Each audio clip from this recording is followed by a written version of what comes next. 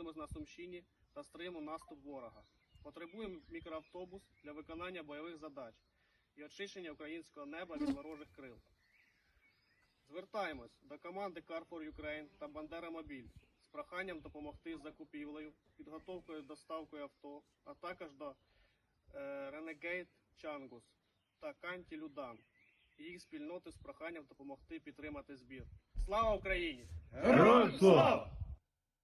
Чайка скиглить, літаючи, мов за дітьми плаче, сонце гріє, вітер віє, на степу козачим, на тім степу скрізь могили стоять та сумують, вітаються у буйного, де наші панують.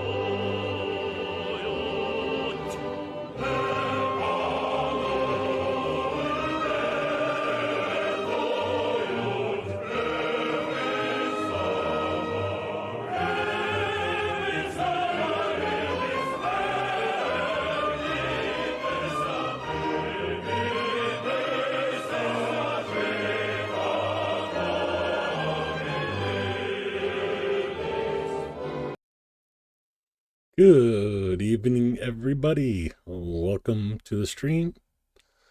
Hope everybody had a better weekend than I did. Yeah, it is Tuesday. Yeah. Anyway.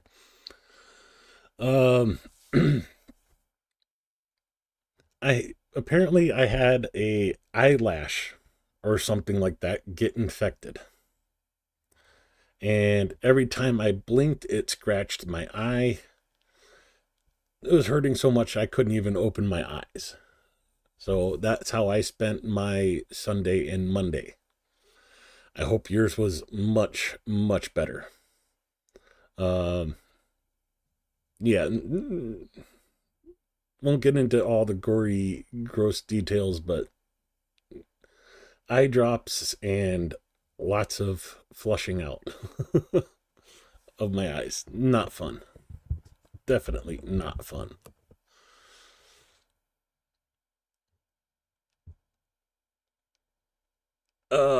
So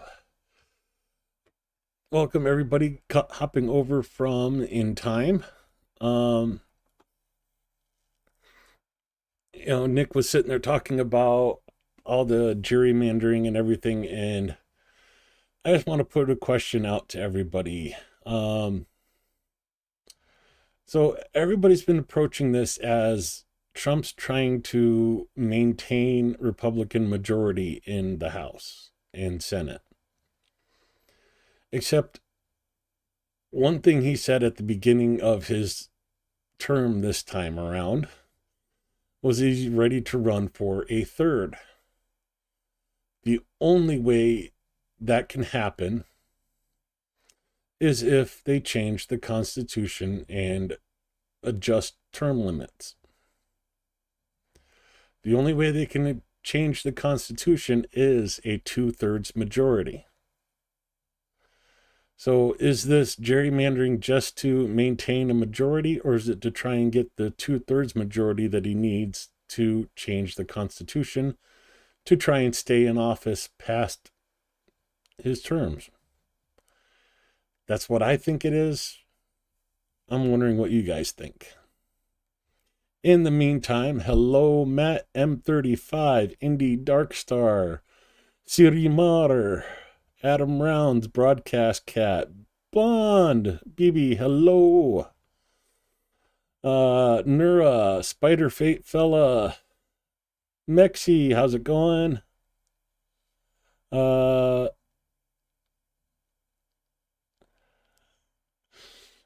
Saying hi to everybody. Good.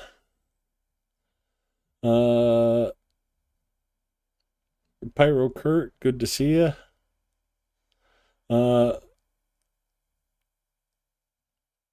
KKGG says it's trying for the 2/3. I think it is.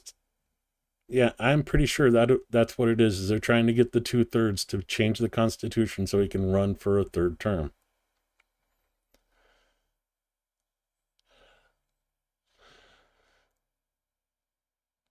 Oh, Grunge, you like having the 1 in your name. Makes you look like a hacker.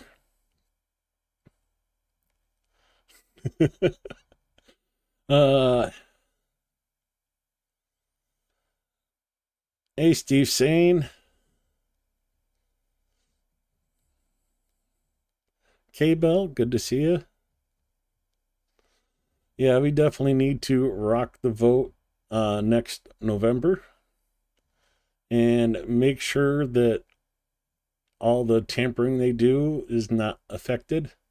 You know, when we have basically 30% of Americans voting, you know, we're letting the minority dictate everything for us. We need to get everybody out, get an absentee ballot, fill it out so you don't even have to worry about it on election day.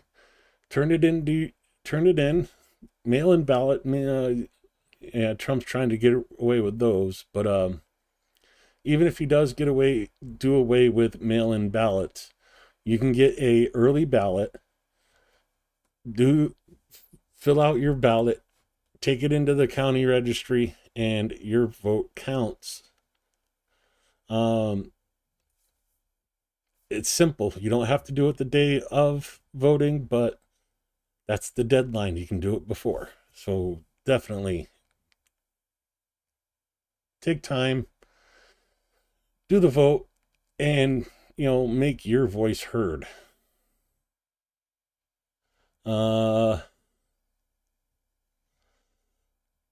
Adam Rounds doesn't think Trump is healthy enough for a third term. That doesn't matter. You know, they'll put an arm up his back and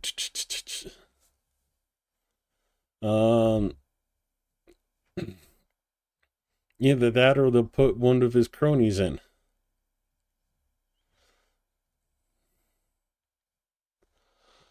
But enough of American politics for me for tonight. It makes my head hurt. Yeah, I have enough pain in my eye right now, so. Donetsk is under air alert, has been for 54 minutes. Eastern Dnipro, 42 minutes. Eastern Kharkiv for 42 minutes and 53 minutes, depending on the area. And Sumy along the border for 6 hours, 12 minutes near Konotop. 8 hours, 35 minutes up by Shoshka. And just 42 minutes down by Sumy.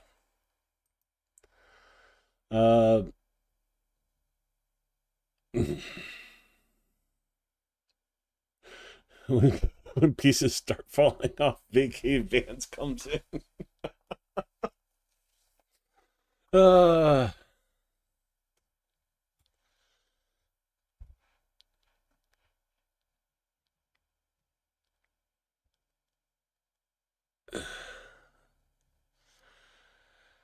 Oh yeah. Lonnie Jr. would be just fine sending him to the taxidermist. Yeah, I'm sure. Before we kick off into anything else, for those of you that follow NAFO 69th Sniffing Brigade, or more specifically, those that don't, dear fellas, this is from NAFO, Dimitri at 69th. Super happy to share that NAFO Special Operation Orcs Kickback was a big success. Thanks to your 1,380 donations, I was one of those, Ukrainian units counterattacked, took POWs, and stabilized the front near Dobrpilya and Pokrovsk. That's not just a line on the map, that's real progress. And you're part of Ukraine's important win. Momentum is rolling. Ripple effects between the gas pipelines, so on and so forth. But what I really wanted to share here is what this fundraiser did. It gave Azov 3 gas generators, 3 charging stations for Matrix 4T, 3 DJI Matrix 4Ts, 3 DJI Maverick 3 Pros, and a NAFO truck. 4th Brigade of the National Guard, Ruzba, 7 Queen Hornet bombers, 2 charging stations for the Matrix 4T, 2 DJI Matrix 4Ts, 12 DJI Matrix Maverick 3 Pros, a NAFO truck. 79th Brigade got 3 Mavic 3Ts and special drone supplies. 5th Heavy Mechanized Brigade got 3 Hoovers. Special Forces got 2 Maverick 3Ts, 3 Maverick 3 Pros, 2 DJI controllers. The 1st Da Vinci's got 5 Matrix 4Ts. Those are the thermal drones. 93rd Brigade got 3 Maverick 3Ts. And Spartan got special electronic warfare equipment. Kind of like what we were helping the 5th Border Guards with, the Prime unit. Getting them a van with an anti-Shaheed system. We only got a little more than halfway with ours, but the main campaign that everybody contributed to is well over 5,000 euros over the main goal. Of course, this link is still active. You can donate if you still want to donate. However, you will notice from the top of chat,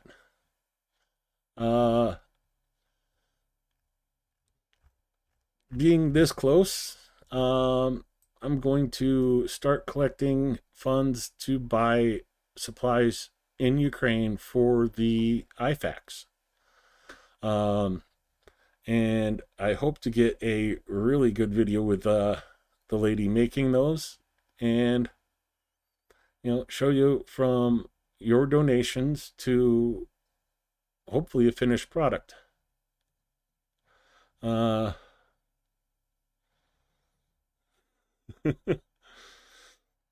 Just do a pull a shower, grab a washcloth. That's funny, Titan.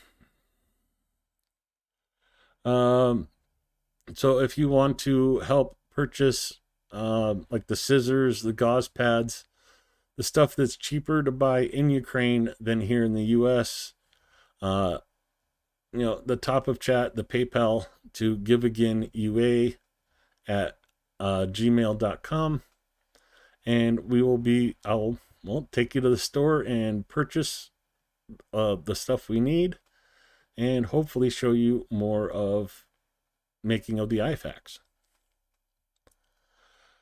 Oh, busy week. 5 days left. Oh, and yes, before you ask, I am excited. My anxiety is going up. I'm sitting back here listening to other people talk about the strikes happening in Kyiv and going, yeah, I remember that. Yeah, I remember that. Oh, I remember that. So, with the apartment I'm hopefully getting, I'll find out tomorrow if I got it or not. I may have one of those nice views over the city and be able to show more than I really think I should, but yeah, it'll be interesting. Moving right along. So yeah, NAFO 69th Brigade doing what they do with great determination and support for Ukraine. Cars for Ukraine not being outdone with over a quarter million raised from 19 communities. We ended up in 8th place. Me and Chungus. So I think a good job all around.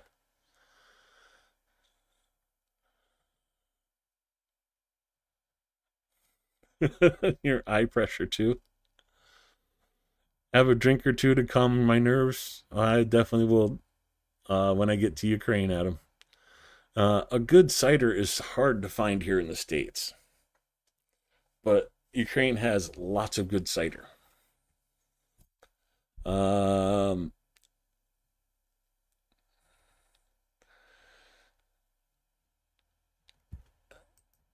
show you a channel I've recently subscribed to.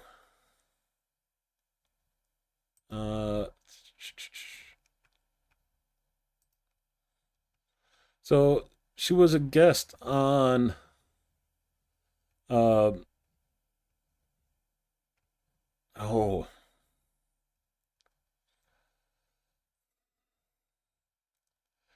she was a guest on Johnny FD's channel, and I want to make sure I got the right one before I show it off, because I hate to advertise the wrong channel.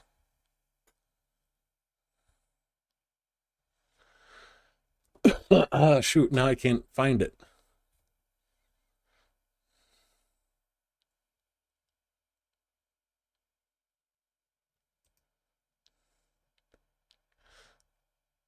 So, Anna Petrenko, she was a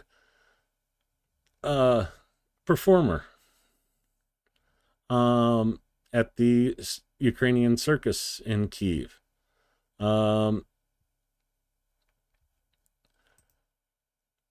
So she did a video last night, and there's part of that I do not want to show online. This time for... So there we go. Now I can show this. Her apartment overlooks Kiev, and this is the view from her apartment at night. It's not Emma. It's Shahed. Drone kamikaze.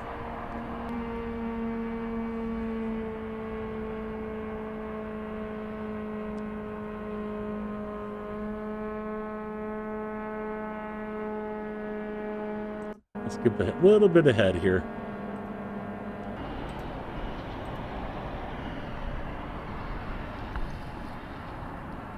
So that is an intercept right there.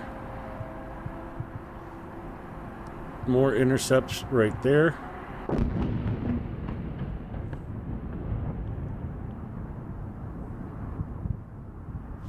So if you want to check out the entire video,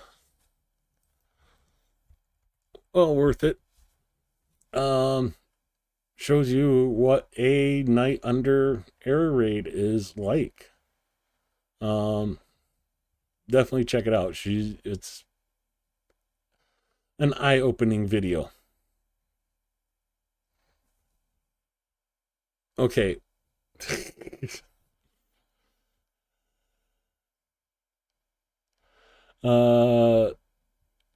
Chungus did an awesome job this weekend on Independence Day.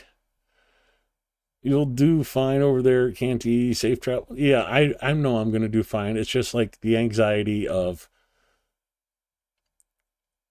getting over there, getting everything situated. All the stuff behind the scenes I need to do while I'm there. you know, I had a business refurbishing houses and getting them into refugees' hands that kind of fell apart when the lady that was working for me got a different job. You know, we were kind of both just doing it as we could. You know, no one was collecting a paycheck or nothing. So we just did what we could and helped. Well, she had to find work, got a job, and well, like everything kind of just fell apart after that. So I'm going to have to get that rolling again, get the business registered as an NGO again, because all that paperwork fell through the cracks over the last year. Well, unfortunately, I won't be taking a train. I'll be taking a bus. So yeah, I will be. Let's do this on the deep state map. Going from Warsaw to Kyiv on a bus.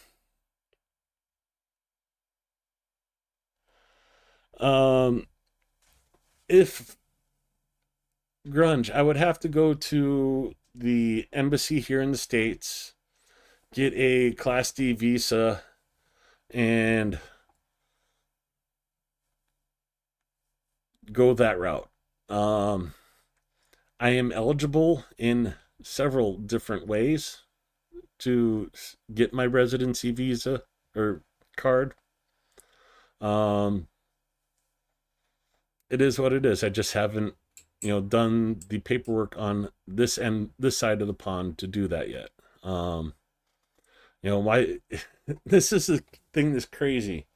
For me to go to Chicago for like 2-3 days to get my Type D visa and come back will cost me as much as it does to go to Ukraine and back.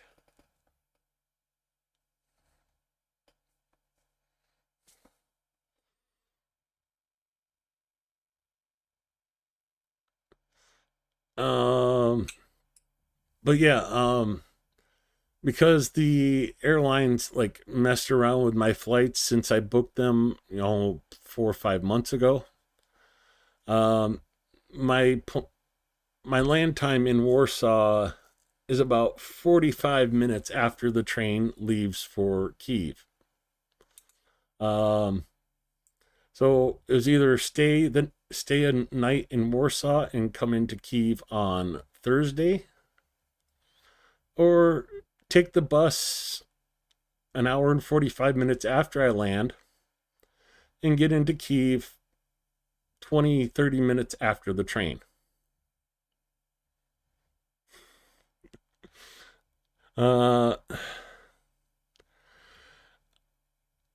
Actually, that's going to have.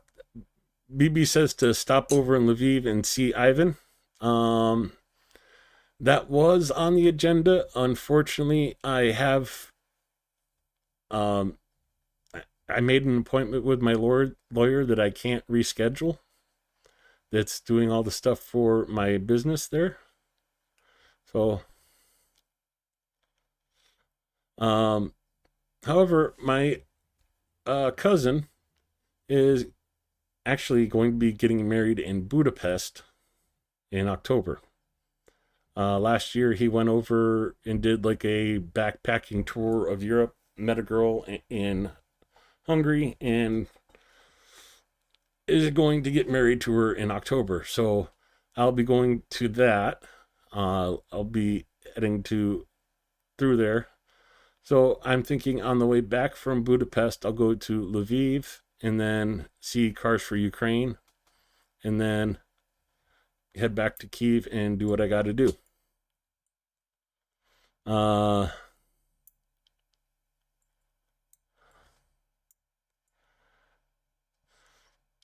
Yeah, the train is definitely a much very relaxing way to travel. You just lay down and go to sleep.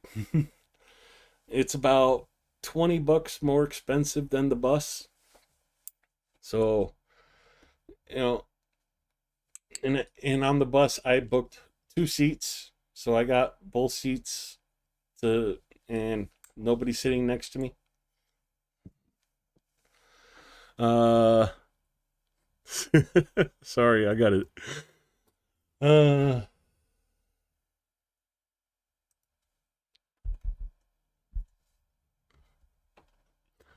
uh, yeah, you get a bed on the train. It's a 4-person sleeper, but you know, the rocking back and forth of the train car. Oh yeah, you won't stay awake long.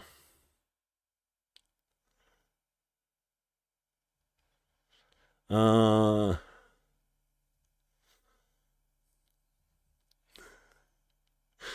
uh, I get you on that one, Nunu. All I can say is we'll see. I'll let you know with updates. Uh, the bus is like Adu bus here in Mexico. Then it'll be a nice ride. Yeah, it's a pretty nice bus. I got it through Flix.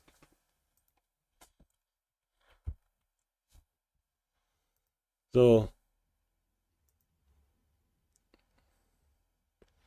just Warsaw.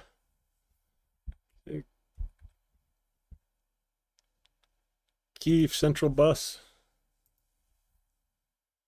Um,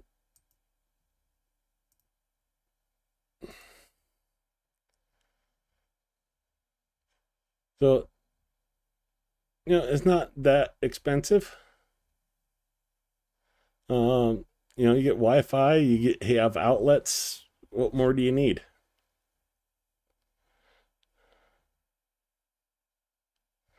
I hope I have internet connection sorted out already. Um, Basically, yeah. Um, so American phone, Ukrainian phone. Basically, this worked right until I got to the border crossing.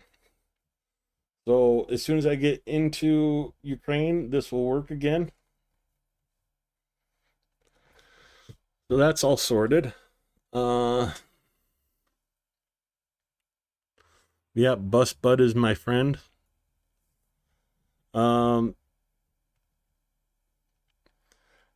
Yeah, with purchasing 2 tickets, my price ended up being like $90. Travel neighbor free.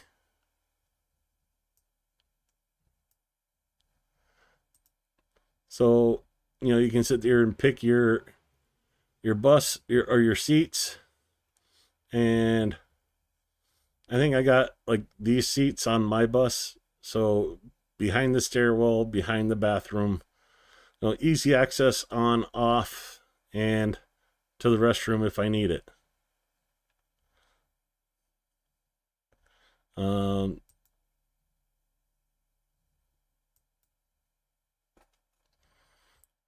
so we'll see. I'll let you guys know. I'll definitely be taking video of it.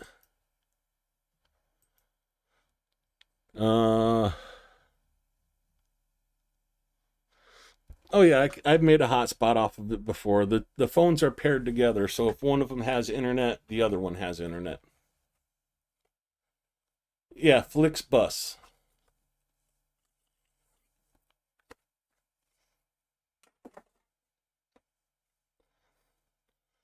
Um, so yeah, it was about $20-$30 cheaper to take the bus than it was to take the train. Um, the train leaves Warsaw at like 5:45 and gets to Kyiv at like 11:15 in the morning the next day. So PM 5:45 p.m. in Kyiv at 11:20ish or something like that. Whereas my bus doesn't leave until 7 o'clock and gets into Kyiv at 10 minutes before noon. So I lose 30 minutes in Kiev. Oh, darn. Hey there, Black Cat. Let me switch over to live chat. Well,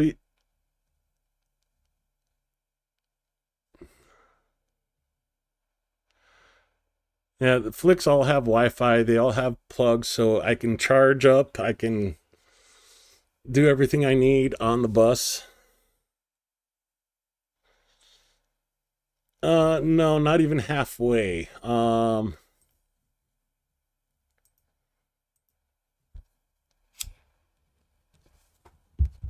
So last year when I took the train, too far. Got on the train in Warsaw and went down to the city of Helm, spelled Clem. Where did it go? Clem, Helm. So this is the city that one train comes in, the Ukrainian train is sitting right here. So you offload and you wait. And then once the train's ready, you go and load up on the Ukrainian train and you go the rest of the way. If you do take the train, there is a supermarket right here next to the train station for a reason. The train from here to Kyiv does not stop. If you want food, you buy it here.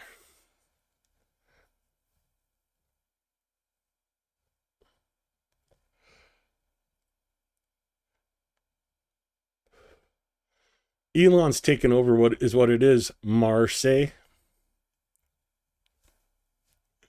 Sorry, Mertzi, I couldn't resist. But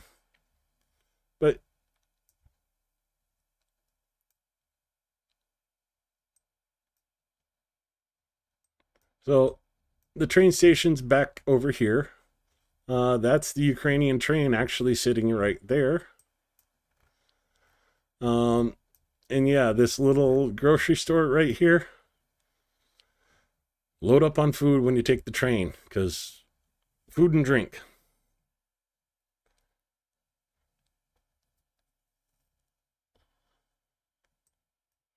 So this was May, so this is after I went through there.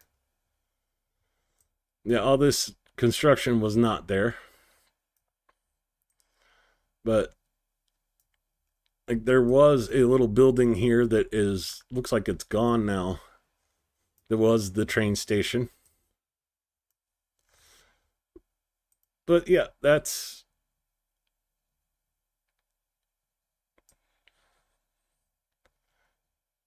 what it is.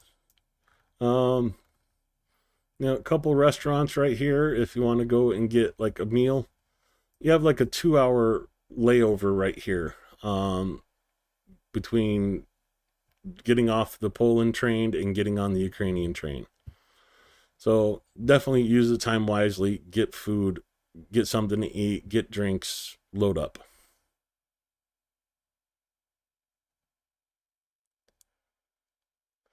I got undies packed. Yeah, my suitcase is packed. Ouch. Still picking gook out of my eye, unfortunately. If I blink too hard,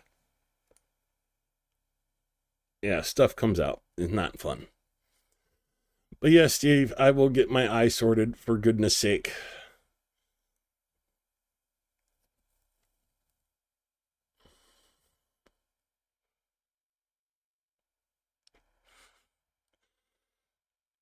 Yeah, YouTube's weird with rules like that. You have to wait a certain amount of days to be able to change it.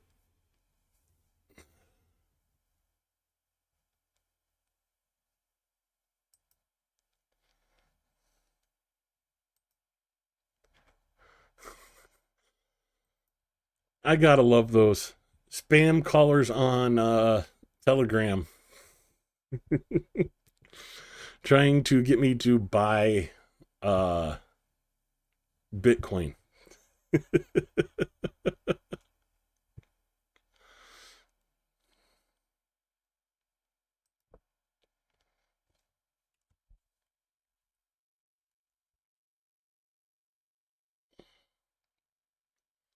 I love wasting their time.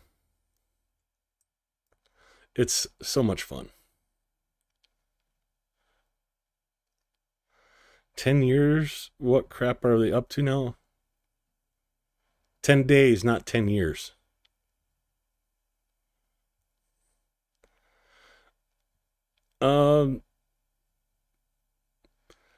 Oh, I didn't think about that. A spoonful of horseradish make my eyes water up and flush all the junk out? That would have done good. No, it's so much better today. I like yesterday.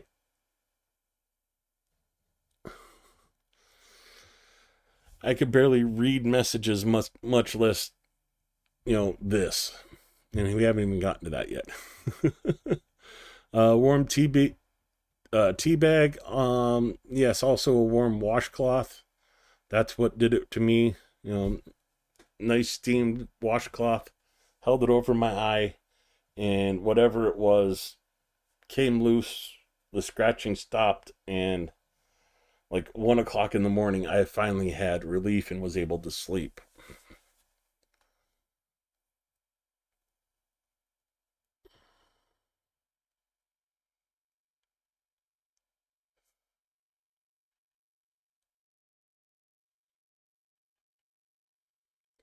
Uh, yeah, I do that on my phone, Nura. Um,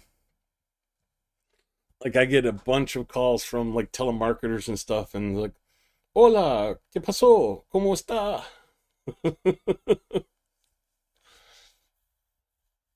I'm sorry, do you speak English? Okay.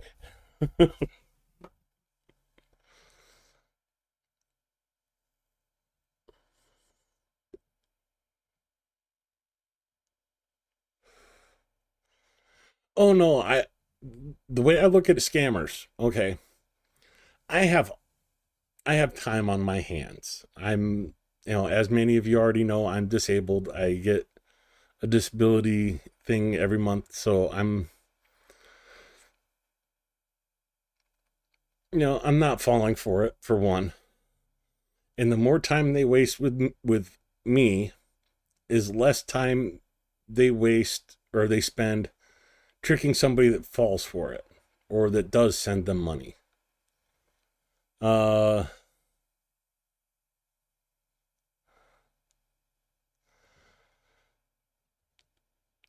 yeah, it's not there really isn't a railroad connection into Lviv from Warsaw. If you want to fly into um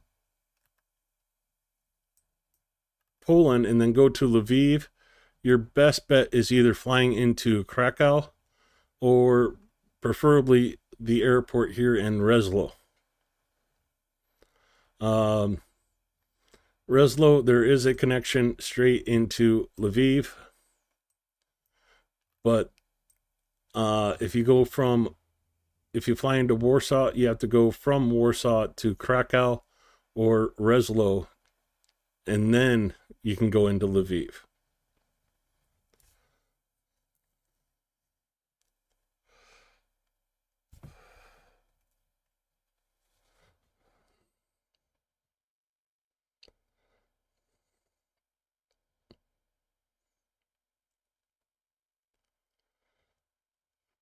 Yeah, I'm not looking forward to that either, Mertzi.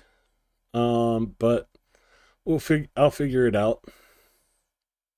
Um, with an American passport, customs is very easy in Ukraine, or at least it was. Um,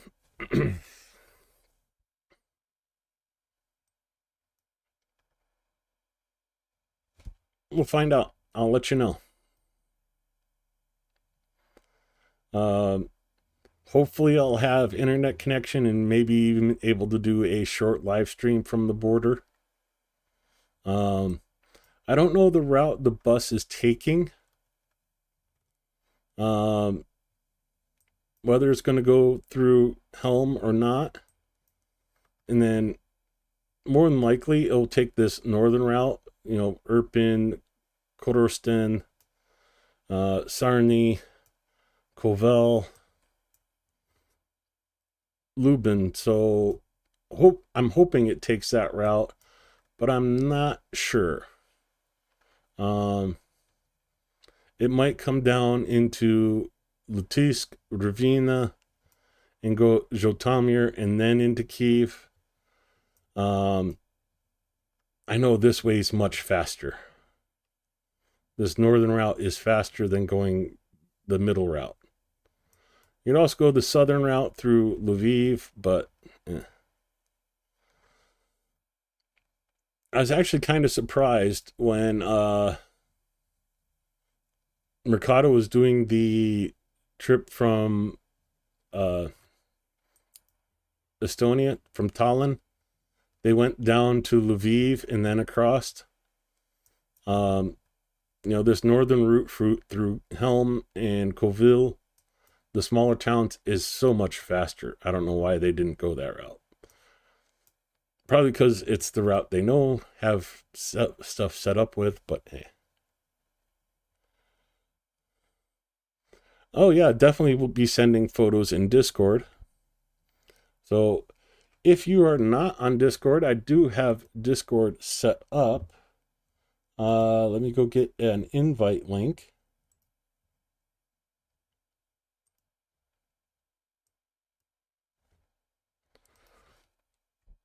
So there is the invite link to Discord if you want to join. The only thing I ask is that you refrain from using at here or at everyone. I'm trying to keep it a ping-free zone.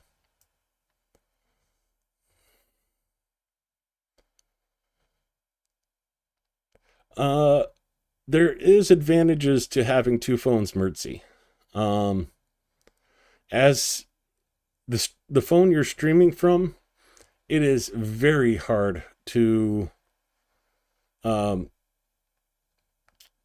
keep up with chat while you're streaming on your phone. If you have a second phone, you can pull up the stream and be on chat that way. But literally you have 4 or 5 seconds to read a chat message when you're live streaming from your phone, and then it's gone.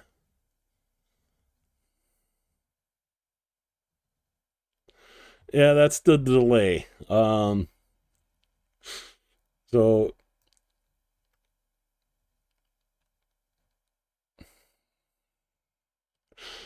yeah, it's okay. I'm going to say 1, 2, 3, 4, enter. And you'll see how long it takes for the stream to actually catch up to.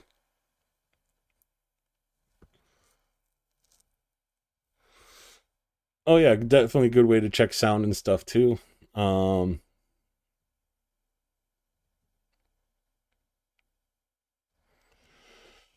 eSIM is just like an electronic way to allow your phone to use a SIM card without having a SIM card. And there's a lot of people that swear by dual SIMs. It does make life easier. Mexi has a US phone and a Mexican phone. How much is it for your Mexican phone a month, Mexi?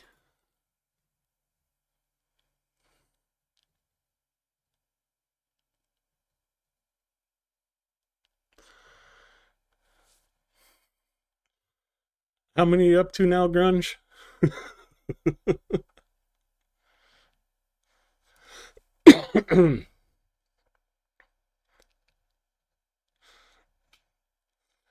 Oh, I suppose I should get into the report. We're 45 minutes in, and we've just been here chatting. So,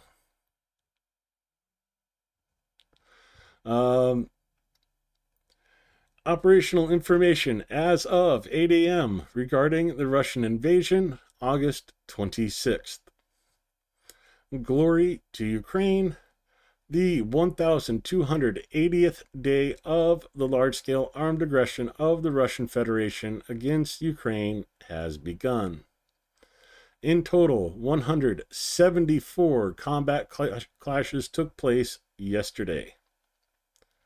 Oh, and looks like Voschansk just had explosions about 20 minutes ago. Kharkiv City is under air alert now too. Other than that, not much has changed. According to updated information, the invaders carried out 67 airstrikes, dropping 128 guided aerial bombs. In addition, the Russians used 4,807 kamikaze drones to destroy the positions of our troops and carried out 4,774 attacks, artillery attacks, on the positions of our troops and settlements. The aggressor carried out airstrikes on the areas of the settlements of Staroguta in Sumy, Konstantinivka in Donetsk, Havralivka in Dnipro, Bilogura, Zalichny, Malokatranivka, Omelnivka, Lukyanivska in Zaporizhia, Vrivka, Orodro-Kemianka in Kherson. That is all. Over the past day, aviation, missile troops, and artillery units of the Defense Forces of Ukraine struck 5 areas of concentration of personnel, weapons, and military equipment, and 2 artillery systems of the Russians. In the North Slobodansk and the Deep State map,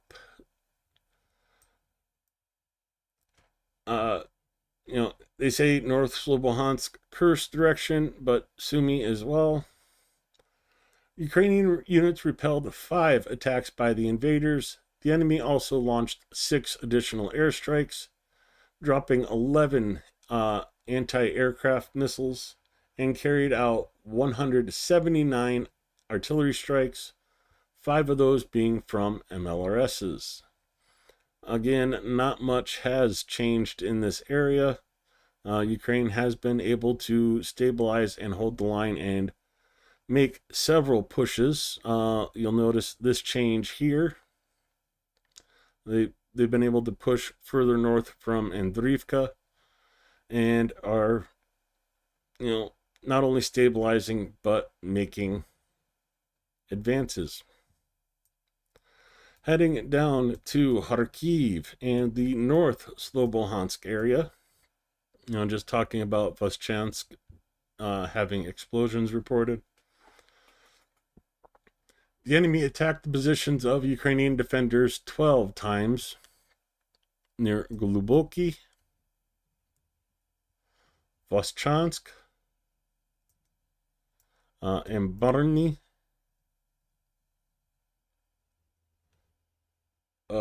Kudkivka. Oh, I forgot if Kudkivka. Yeah, Kudkivka's right here.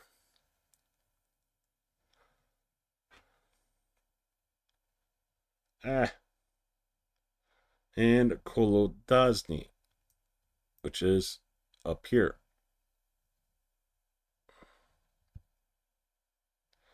Heading just to the south to the Kupiansk direction. You see Russians have made a little bit of a run south of Mirny. In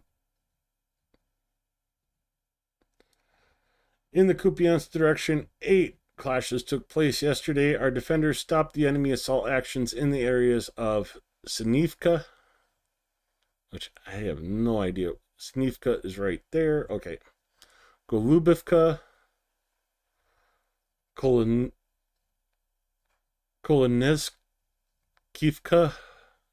Ooh, I don't know if I said that even closely to correct. Which is right here. Lizova and Zarazova.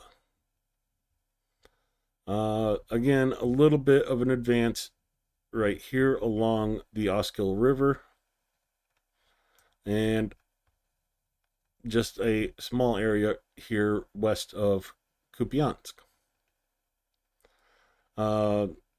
Heading further to the south to Liman area, where Ukrainians did another counter-offensive and reclaimed some land. There were also 28 enemy attacks in the area yesterday. The Russians tried to penetrate our defenses near the settlements of Novomikhailivka, right here. You see that nice, beautiful blue where Ukraine made an advance and liberated that town. Russians trying to counterattack and reclaim it. Gorivkivka to the north here a little bit. Kolodazi. Novosilka. Oh, I forgot. It's been a while since Novosilka was talked about too, and it's one of those small towns you have to zoom in for, and I forgot exactly where it's at.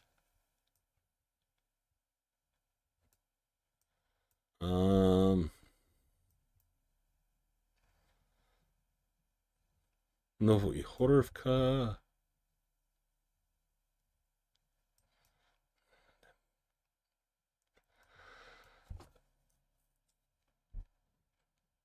It is Novosilka, not Novosilka.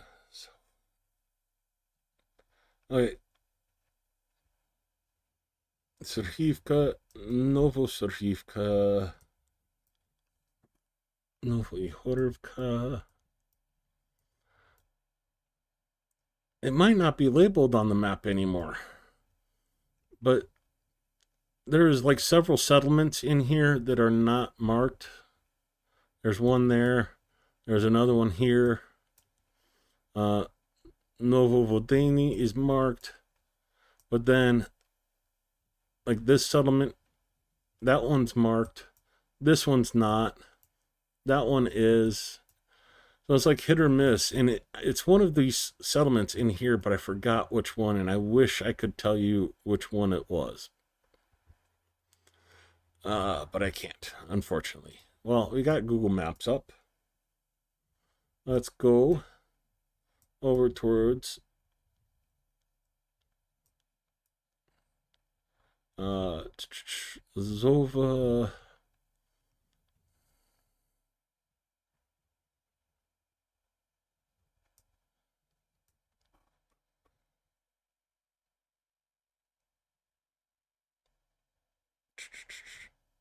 Where to go? Novosilka.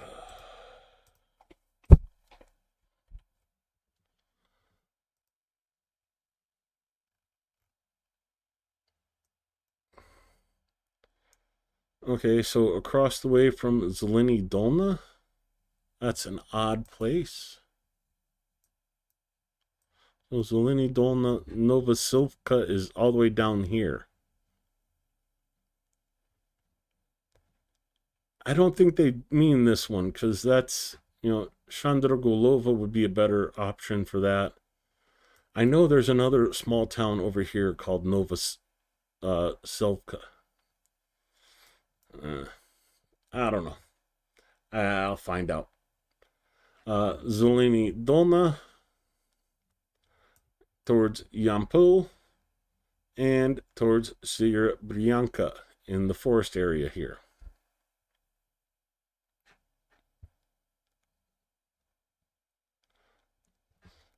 Only one trench line? What are you talking about? Kupiansk is at big risk if the road is cut. This ruins a big area for Ukrainians. What trenching is in place? I think it is nearly hopeless. It's never hopeless. So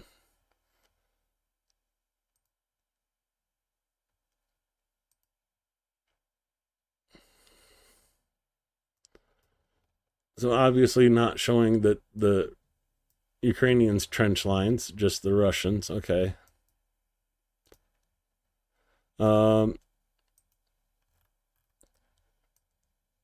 If you look in on Kupiansk, the city itself was never really the defense point. See if, no, that's not a good one. Let's go from across the river.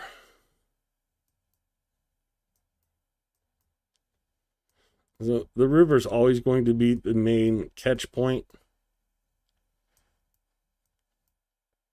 And nice view of the river in the winter. But if you look off into the distance, you see the high ground here. That is Ukrainian controlled.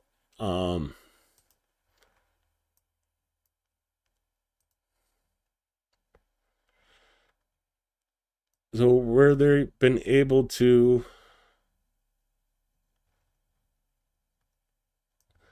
so the higher ground is to the south of Kupiansk, and they've been able to basically getting into this area here.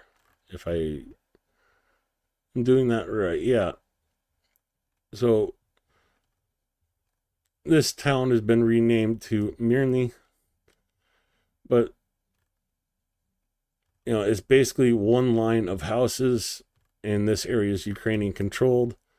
From there, they'd have to get through this city and this forest area to cut the road. It's not going to happen. I wish I could show you that road, but it's fairly well defended. I shouldn't say it's not going to happen, but but yeah, they are in the western outskirts of Kupiansk at the moment. Unfortunately, supplies from the south are cut off because of here. So yeah, it is just this road.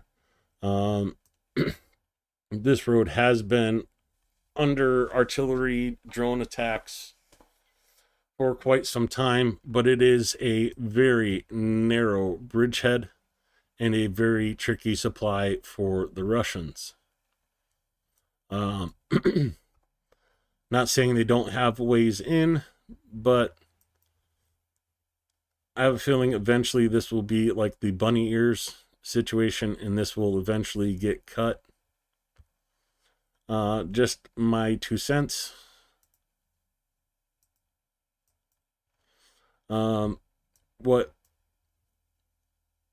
What is more concerning to me is this down here towards Syria-Bianca in the Service direction.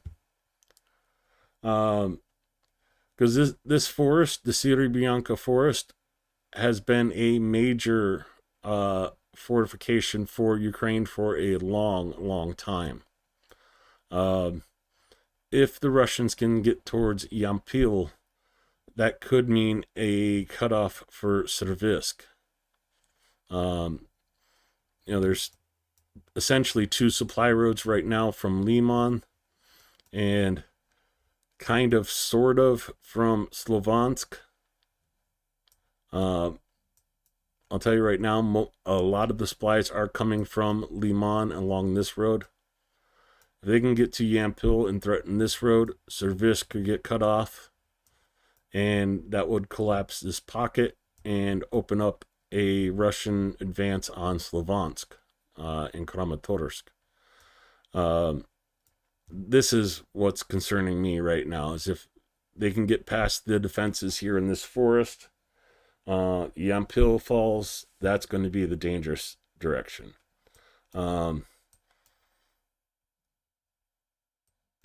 Kupiansk is a risk, but for the most part, there isn't a whole lot of population in this area. it'd be a setback for Ukrainian forces, but it's not extremely significant strategically. Having Kupiansk, having Borova, and having, Senkova crossing, controlling those crossings hinders Russia, but it doesn't really help Ukraine very much. This area is more important. The other reason is Izium.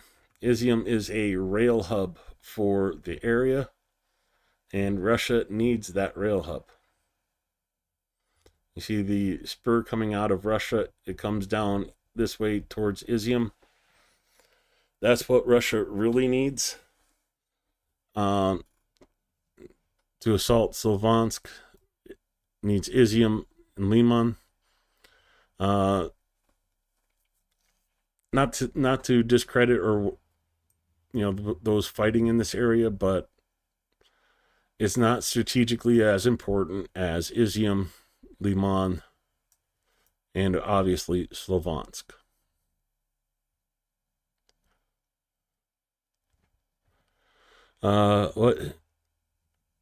What's his name? UFC fighter that just won the belt. Kadyrov took it from him. I don't like checking. It's okay.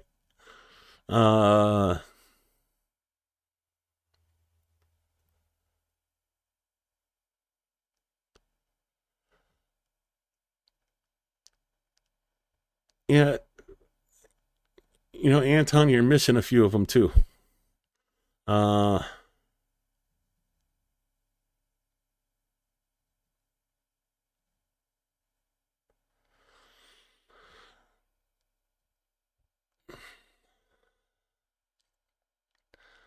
Empathy is never a weakness. Knowing someone else is suffering prepares you for when you're having a rough time and not, realizing it could always be worse than what you're going through. That's helped me a lot. Yeah, Mitch, exactly. Being functional and empathetic takes strength. It takes a whole lot of strength and mental fortitude.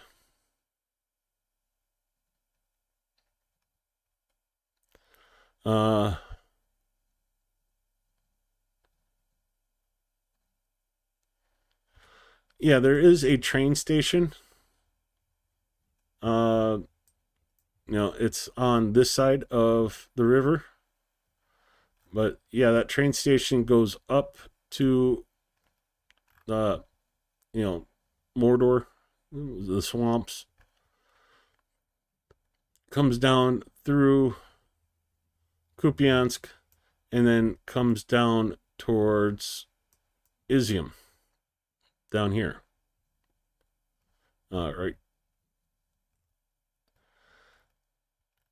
Oh, yeah, Kupiansk would make their supply lines easier.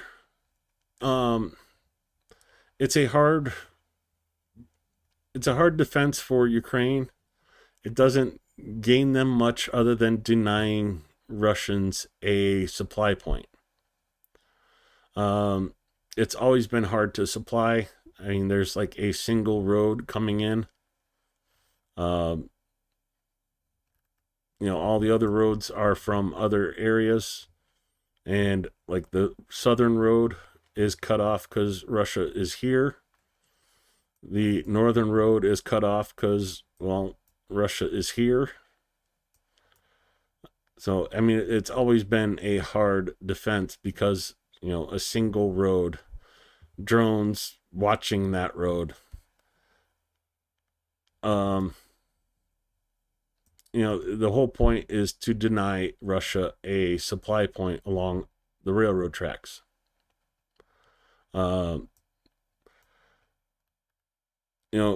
If Russia takes Kupiansk, that puts Izium down here as a major point that Ukraine has to control. Izium is like the last line of defense for the north of Slovansk. Yampil and Liman are the defense lines from the east of Slovansk. And both of those are being pressured. You got to remember Russia sees Kramatorsk and Slovansk as the prize they want. That's what they're going to focus on. Kupiansk doesn't give them anything unless they take Izium as well. Well, yeah, it's a bit scary when you look at it that way, but it's always been scary.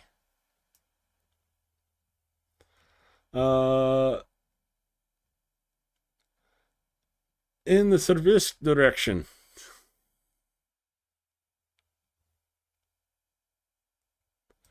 I'm not sure if Kramatorsk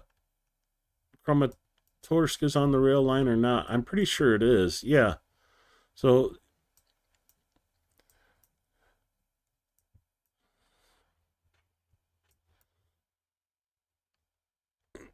okay, there's a rail line that heads off this way too. So basically, yeah, this road is following the rail line from Konstantinivka up to Slovansk. Let's see where the rail line comes.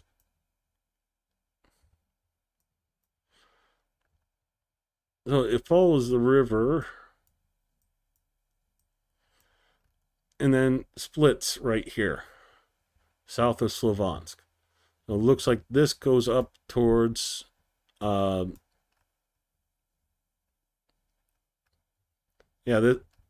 this side goes up towards Izium, maybe. No, it goes over.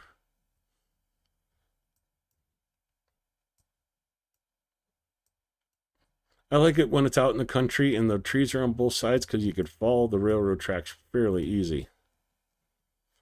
So, comes over to Lozova. And then this train line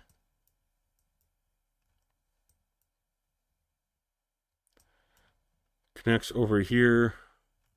What city is this? This is Liman. And then this goes up to Izium. And then this one goes off over into Severodonetsk. Lysychansk. So,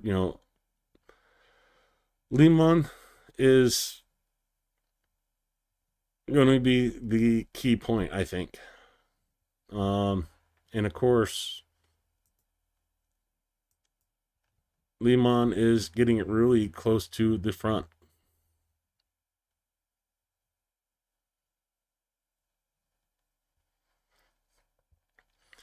Anyways, moving on.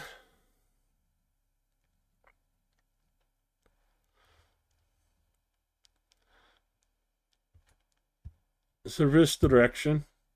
The defense forces stopped 5 enemy offensive actions of the invaders in the areas of Fedorivka, down here at the bottom, Girogorivka, and towards Serebryanka. Coming over to Kramatorsk direction, 13 clashes were recorded yesterday. The invader tried to advance in the areas of Chasiv Yar, zooming in for Bilogora. Russians starting to come into Bilogora from the south. So, it's not an easy thing going on here. Let's see, Bilogora, Stupochki, and Pretechny.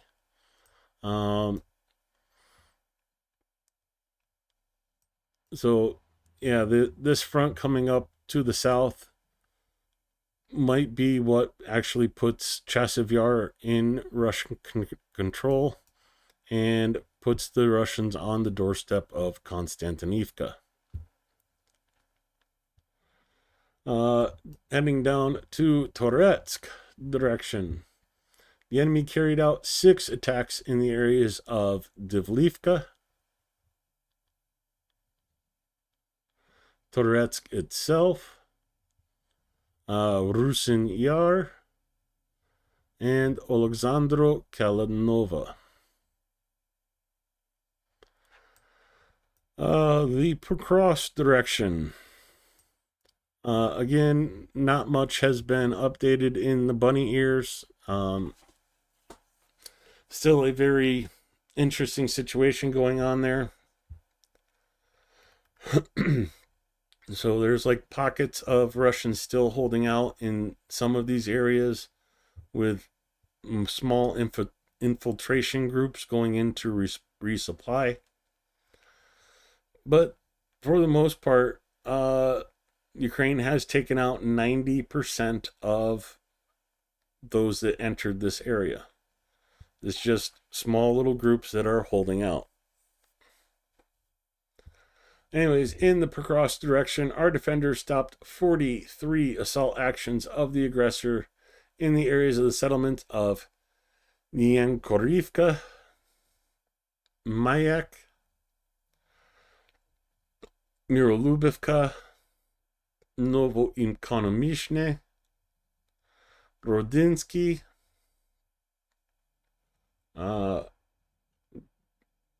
Gorodivka,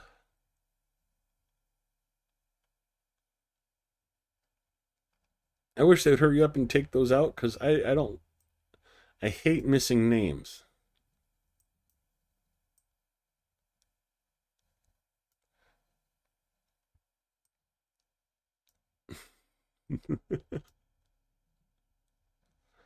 I don't know where that settlement's at. I'll have to look for it later.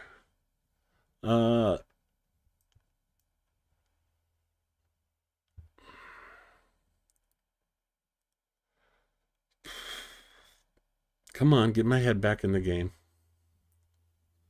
Sukiyar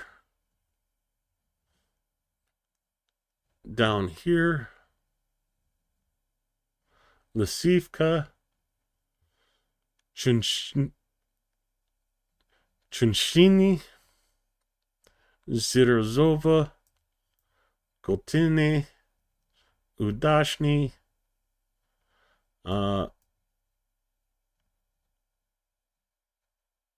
Novomikhailivka. This one here, okay. Gorkovo here. And Dashny. The settlement, the area I have not been looking forward to reporting on. The Novopavlivka direction. The enemy yesterday carried out 19 attacks in the areas of the settlements of Yalta, Zeleny Gay, Voskreshenka, Shurchenko, and Komu Shuvanka.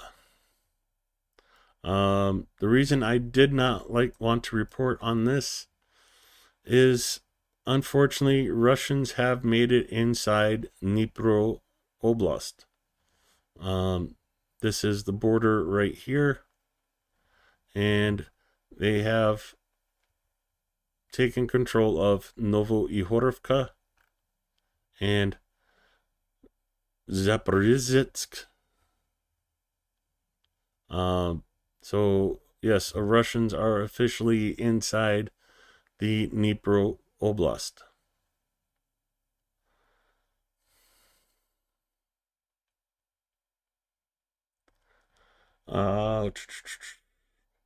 In the Huliopol direction, Russian attack, a singular Russian attack took place in the Malanivka area.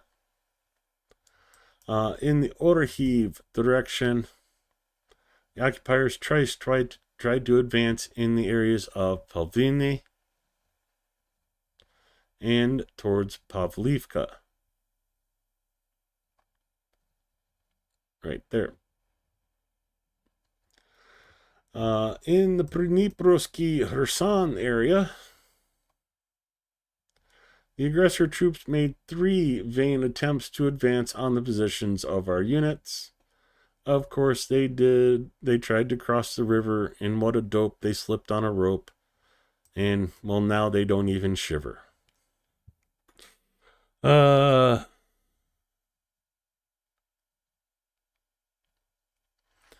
Pushing past the oblast they said they wanted, of course they are not going to stop. Exactly, Adam Rounds. But I mean, it goes to prove the point. When will Russia be happy? Just my 2 cents. Russia will be happy when they reach about here. I tried to drag and it wouldn't let me drag. So this is the border that Russia really wants.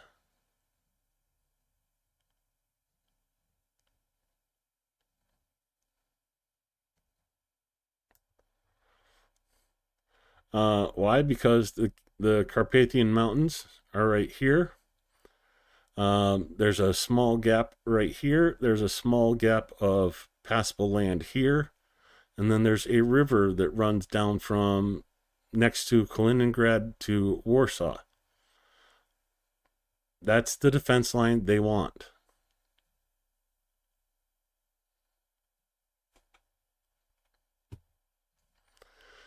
Again, just my 2 cents, but we've covered that so many times before.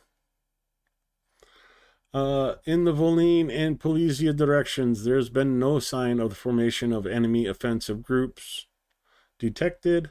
Our soldiers continue to inflict significant losses on the occupation forces, both in manpower and equipment, and are actively undermining the enemy's offensive potential in the rear.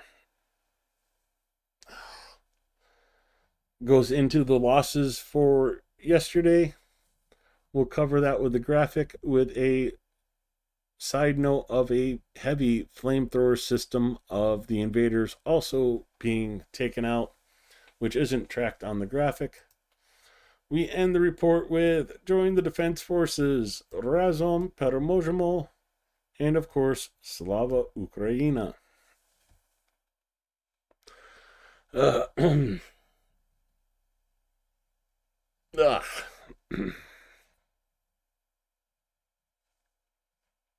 Yeah, nasty.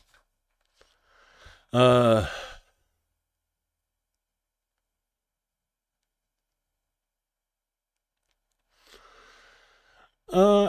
with you on that one, Nunu. Ukraine has been doing very well with the accuracy of their hits. Most of that is because of drones. Drones are much more accurate than missiles. And Ukrainian drones are able to reach farther and farther into Russia.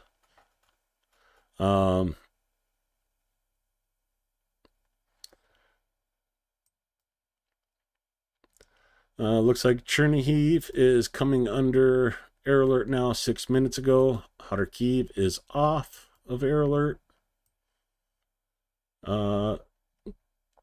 Still artillery warnings and gunfire warnings in Voschansk.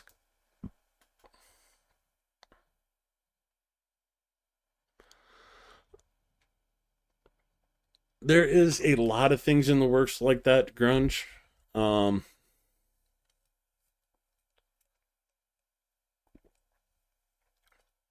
Nunu. A lot of production is just now getting spun up inside Ukraine. Like officially they're producing 1 Flamingo missile a day at the moment. By October, they're hoping to be up to 7 a day. They're at something, I think at the FP1 drones that they're using to strike inside Russia, they're at 100 a day. By October, again, they're predicting to be up to like 300 or 400 a day. A lot of these factories were like constructed or put in place last year, and they're just now starting to spin up and get things produced. The self-propelled artillery system that's being made in Ukraine, that was, I think they were producing one a week last year, and now they're producing 13 to 15 a month.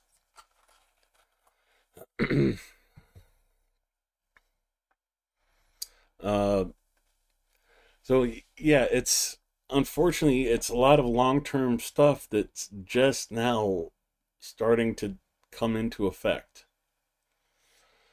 Zaporizhia coming under air alert now.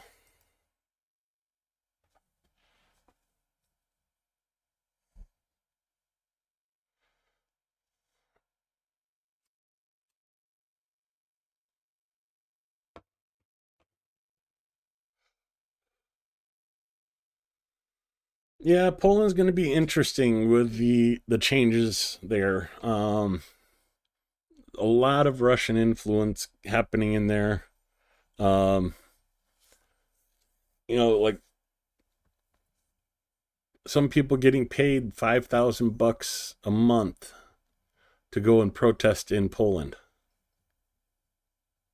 That's their job. Russia's paying them to protest to change the political whims in Poland. If you don't think that's happening here in the States, it's happening here too. Last year there was a scandal of, the Russian influencers on YouTube. Russia was paying them 100,000 a video to make people fall in line with Russian propaganda. No one's paying me 100,000 a video. I wish they were. I'd retire. Yeah,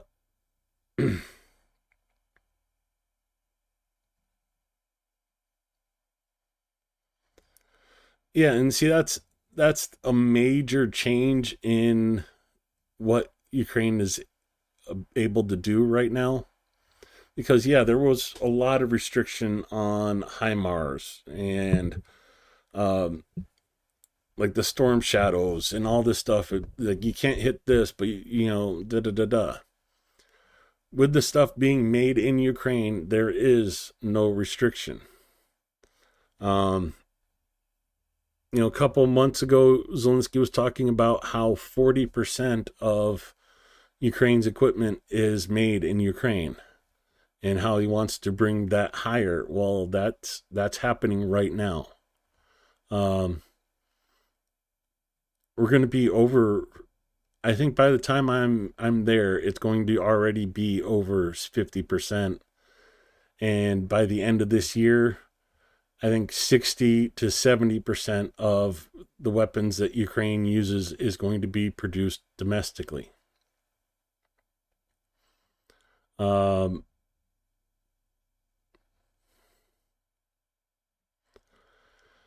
Yeah, they do have some good videos on UATV of the flamingos. I wish I could show them, but yeah, those get copyright flagged and video gets hidden, unfortunately.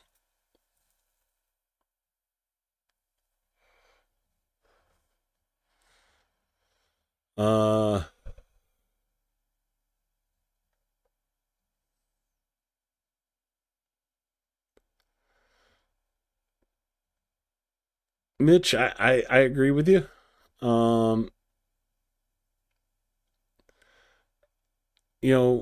You look at it from American military perspective. Ukraine is eliminating the Russian military for pennies on the dollar. The longer this war goes on, unfortunately, the cheaper it is, and the worse Russia is off.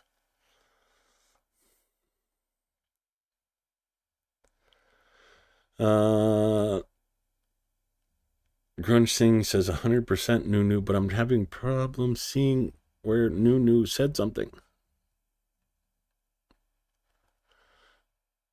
Oh, okay.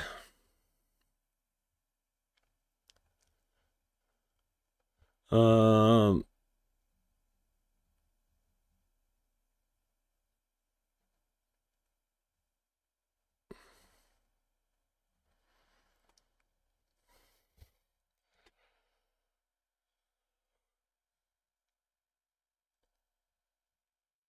I think the saying was back in the, a couple years ago was, you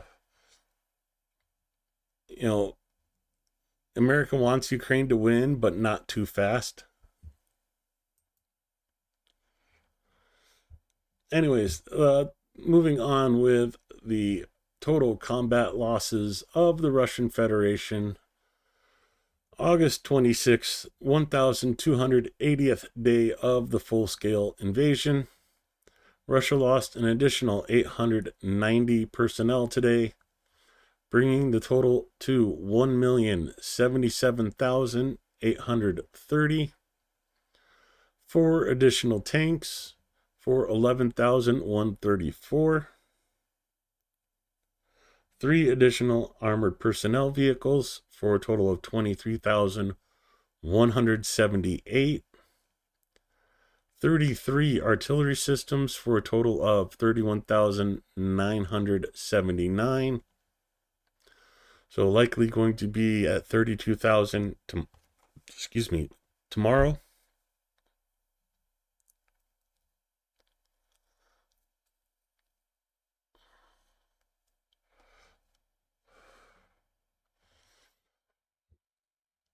It's kind of funny, Grunge, one thing. Talking about the only thing Europe has to worry about is one thing. So the only thing Europe has to worry about is you. Sorry. I couldn't resist the correlation with your name.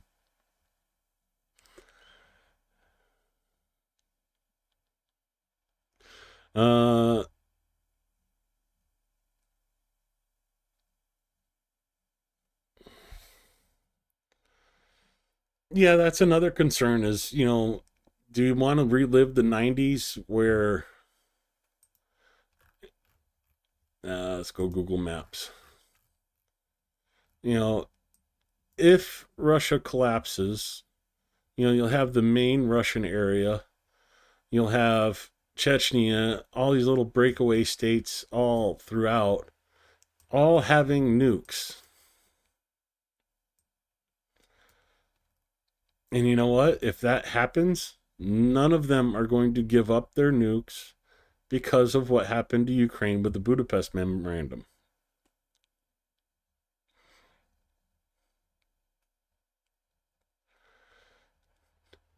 Who let the dogs out? Nunu. Nunu.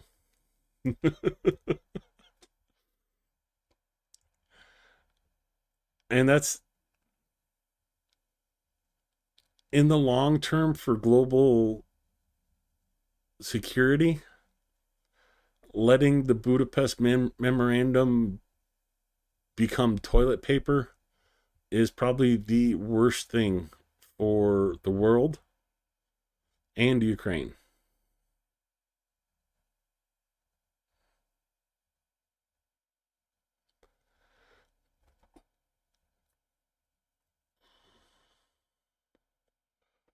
Uh,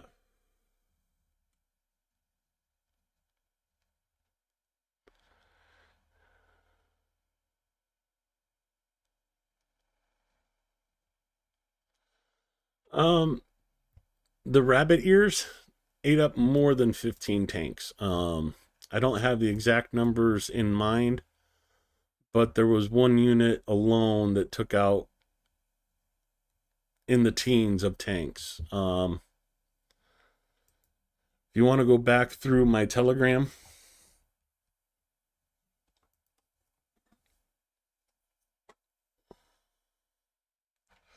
it has the breakdown in the old post, but I just don't remember what it is offhand.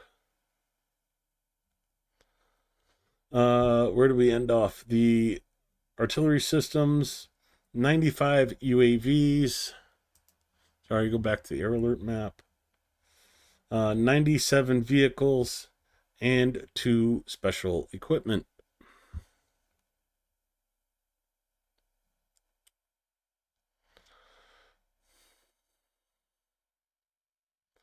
Yeah, Madiar. Let's go to Madiar's channel on Telegram. And I'd love to show you the videos, but they're just not safe for YouTube. The orcs, antenna, tanks, 6 of them this week. 4 BMPs, BTRs, 17 artillery systems, 3 MLRSs. Come on, get off of there so I can read what's behind it. 48 vehicles, 18 motorcycles, 296 bunkers, 39 hangars, 3 generators, 22 drones. I don't know what that translates to. Ration supplies, supply caches, 11. So yeah, Madiar's group alone is doing a lot of destruction. But if we go to my channel and scroll up to the beginning of the day with the drone report from this morning. And yeah, there's a lot to cover today. A lot of it's stories that I have to read through, but here we are. 59 drones launched by Russia, 47 shot down or taken out with electronic warfare.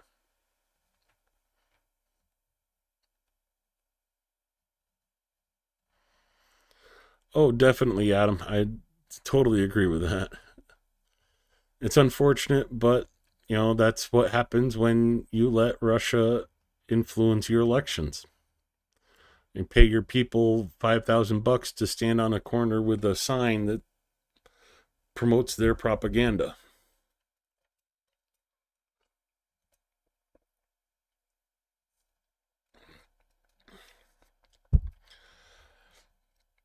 Earlier this morning, Ukrainian drones, well, I should say yesterday morning because it is tomorrow, 6:30 in the morning in Ukraine.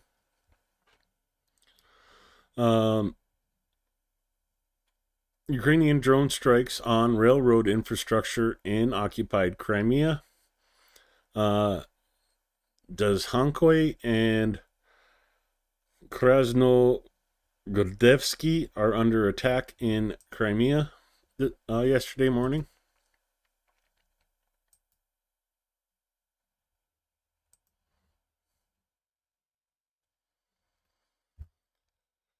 With another image from Dzhankoy. You see the rail line right there, and smoke coming from the station.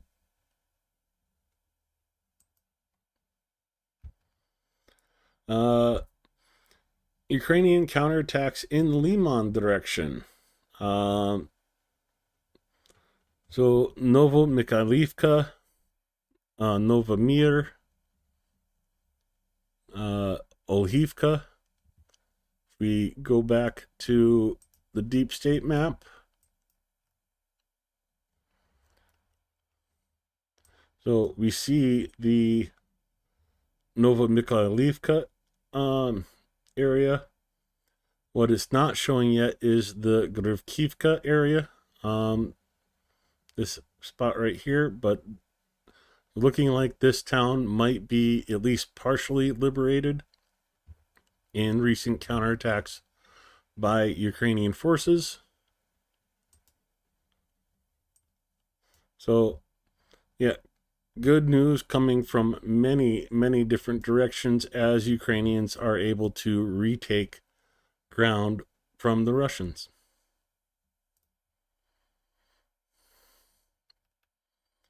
And just because it's cool, Ukrainian F-16.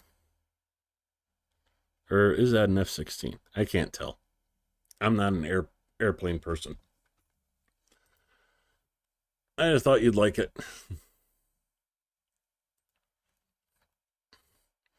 Meanwhile, Russians continue to use donkeys to transport supplies and provisions because, well, they're short on gas and they're short on vehicles at the front.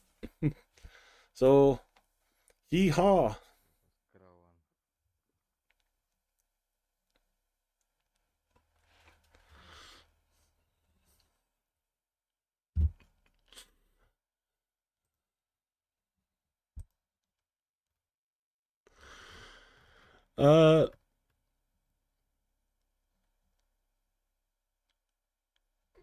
I didn't quite understand this when I read it. I thought maybe I'd read it later, like now, and understand it more. But large-scale shootings for payments, fraud worth hundreds of millions exposed in the Russian 83rd Brigade.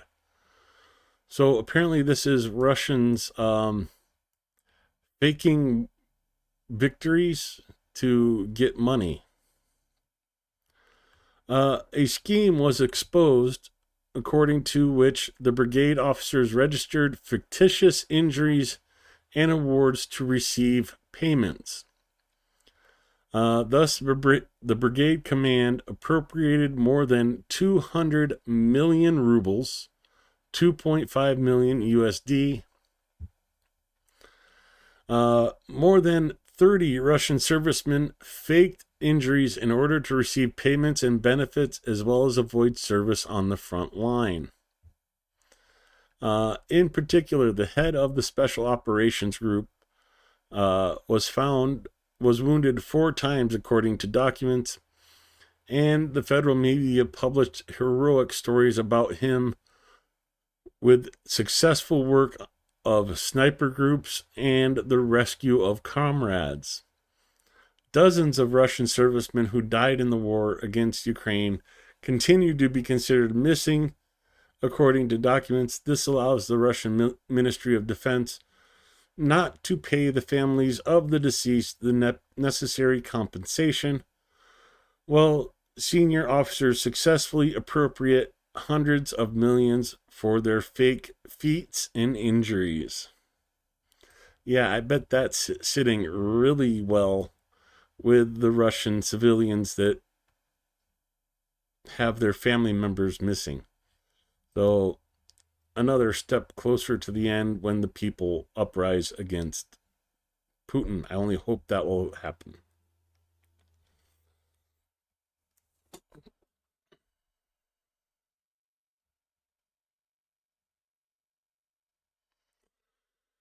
Well, it's obvious, Stephen, because, Russia already said they want to be back in Alaska, pointing out that, cities and towns in Alaska have Russian names.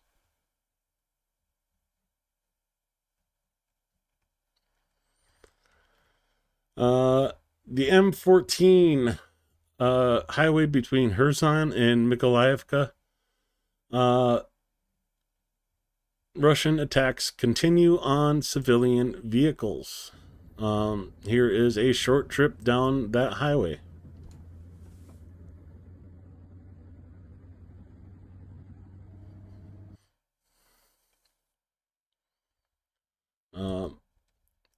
So that highway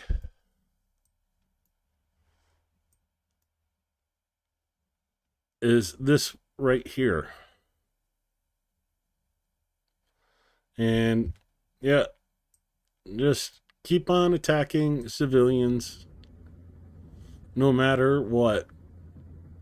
Doesn't matter if they lose half their army. They'll just keep attacking civilians.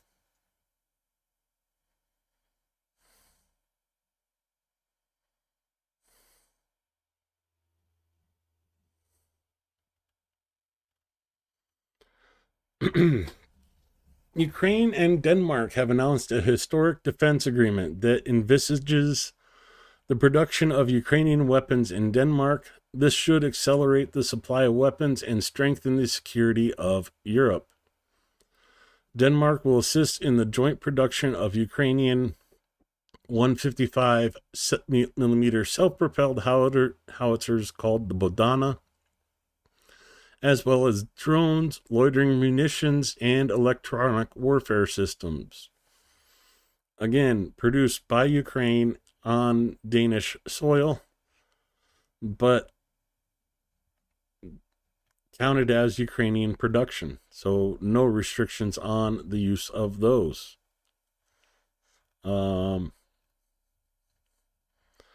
Meanwhile, in Russia's Novatek gas condensate processing plant in the port of Ust-Luga has suspended operations after a successful drone strike on August 24th.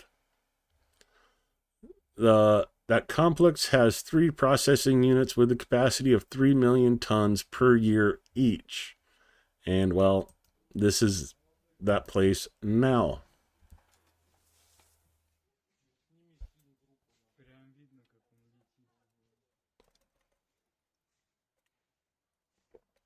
Проводи в УПК врача. Димон, покажи в УПК, как пройти.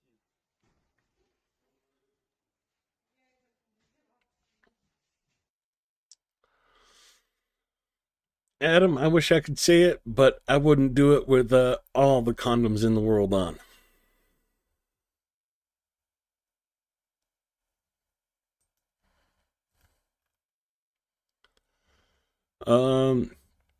Okay, this story is of a Ukrainian that escaped Russian captivity and talking about what he went through.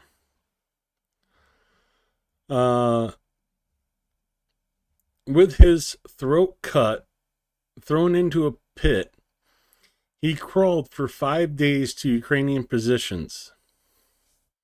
In the Dnipropetrovsk region, a soldier named Vladislav is being treated, who survived torture by Russian troops and managed to escape from captivity. What he said was that the first guys who were captured, they were from intelligence. They had their eyes gouged out, lips cut off, their male organs cut off, ears cut off, noses, and so on. Despite what he went through, he is already thinking about returning to the front, but most of all, the man dreams of seeing his 4-year-old daughter for now.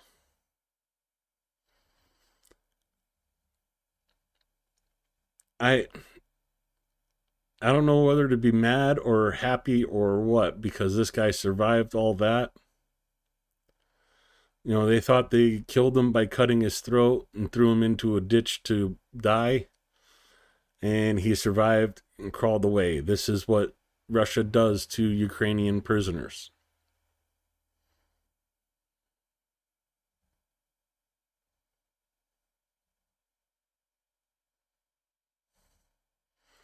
Yeah, that's pretty much it, Anton.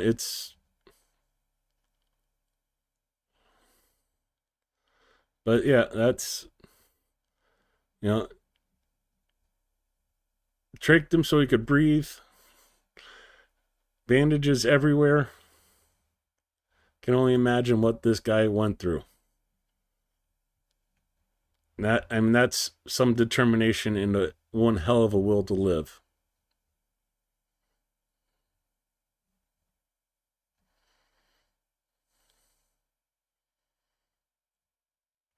Yeah, I can see that, grunge. Everything is stable in the Kharkiv border. The occupiers are nervously climbing across the border. Kartia Brigade is calming them down with FPV drones. Here is their video.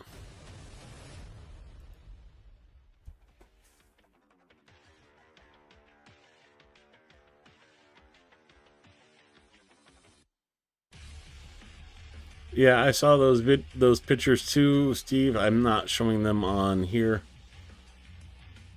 You know, we'd all need a Ralph break if I showed those.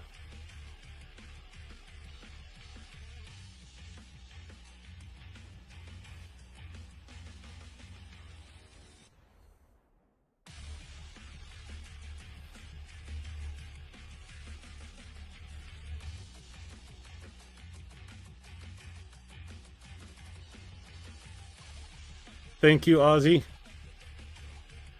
You know, a true hero survived to come home alive to his family.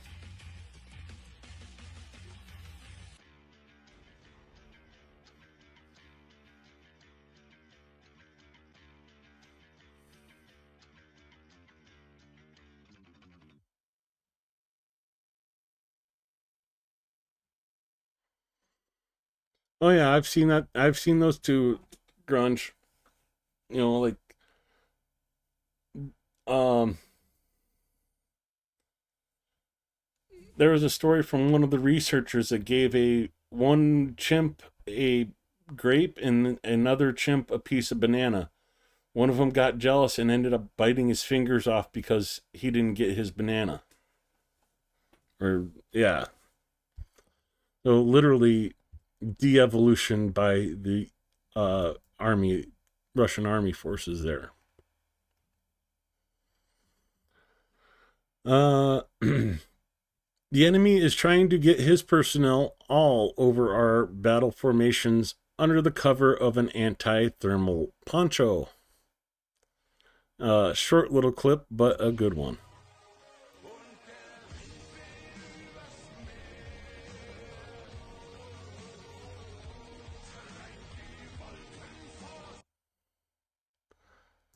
So, yeah, those anti-thermal ponchos, I think they work a little too well.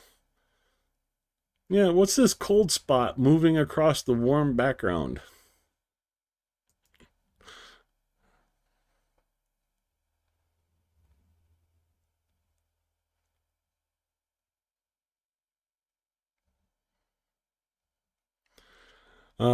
Always hear crew chatting is awkward. It's always great to see. Why is chatting awkward, Ozzy? It's just chat, just hanging out, having fun, talking with each other.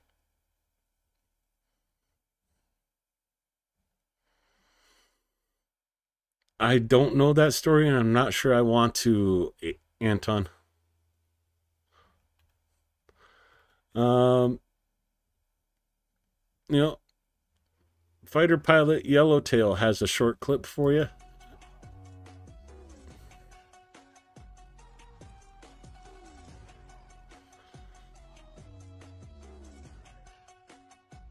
You know, the reason I want to show this and feel I need to show this, when the invasion first started, you know, Ukraine was asking to shut down the airspace because they couldn't compete in the air at the time. Here we are 3 years later, and Ukraine has control of the skies over their country.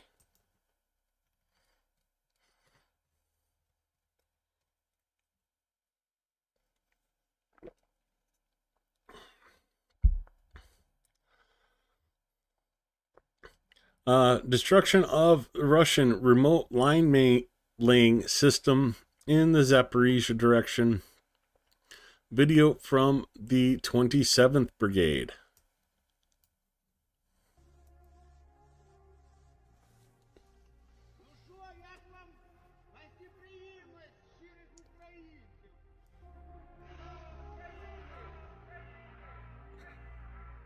Не так, не так.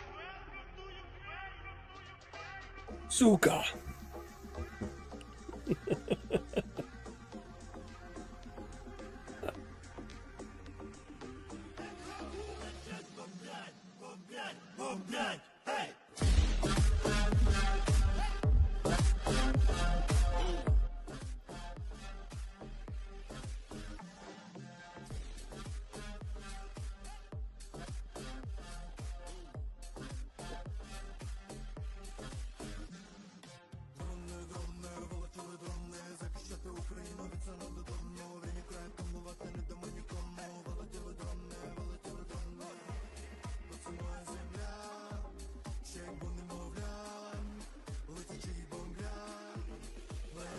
Yes, my eye is still bugging me, but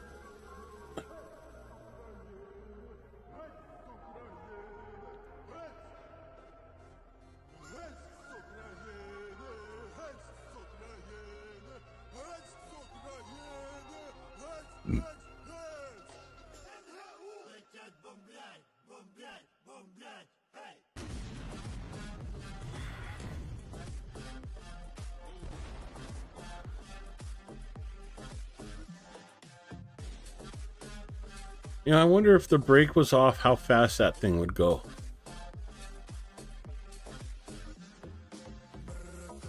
Well, until the tires melted.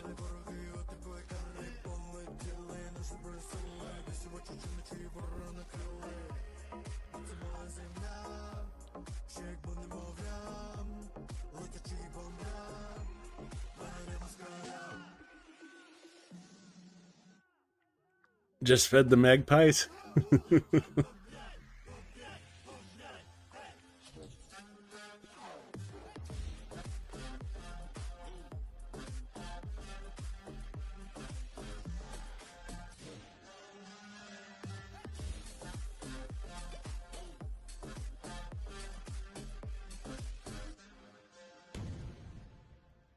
Okay, I gotta do it. So, this is your butt.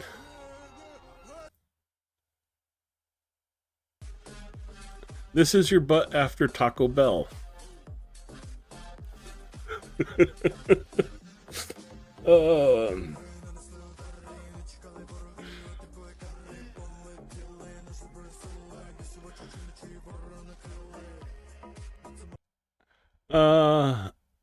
you know, Adam, I'll do that. I'll go through and hunt down an old AAR video with him narrating.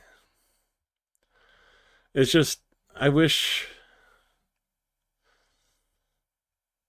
you know, I wish I could play some of these newer videos because,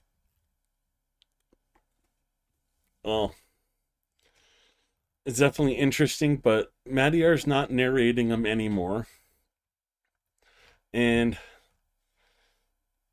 they all get a little too graphic. Meanwhile, 11 Russian invaders were captured by the 33rd Separate Assault Regiment in Pokrovsk. The Russians who joyfully announced their advance were surrounded and are now actively surrendering.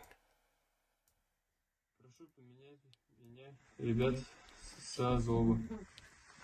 Следующий. Прошу поменять меня на ребят из Азова. Прошу поменять меня на ребят с Азова. Прошу поменять меня на ребят с Азова. Прошу поменять меня на ребят с Азова. Прошу поменять меня на ребят с Азова. Глухой включить. Прошу поменять меня на ребят с Азова. Прошу поменять меня на ребят с Азова. Прошу поменять меня на ребят с Азова. Прошу поменять меня на ребят с Азова.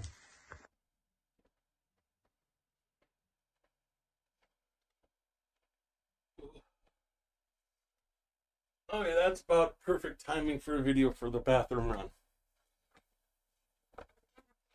But I don't know what you're talking about there, Mitch. There was plenty of water in the toilet.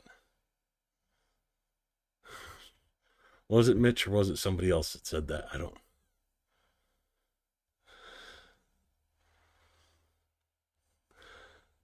No, sorry, Adam. Adam Rounds.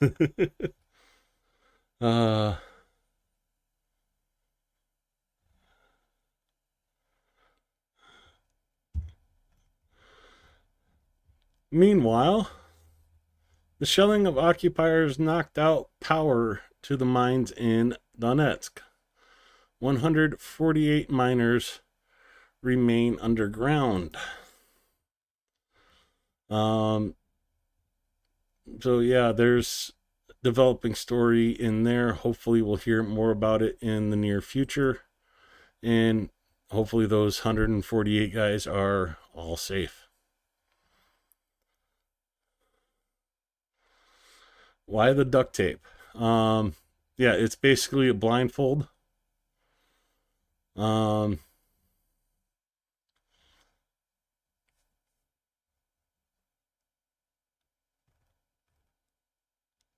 Yeah, and frankly, if I had duct tape across what hair I have, I wouldn't want to pull it off.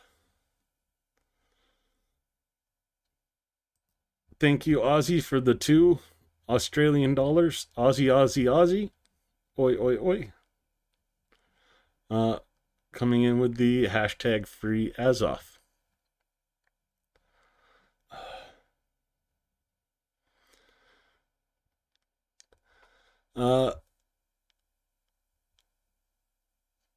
Ukrainian heavy bomber drones Ares A1 are operating. In the video, strikes on dugouts, shelters, and equipment.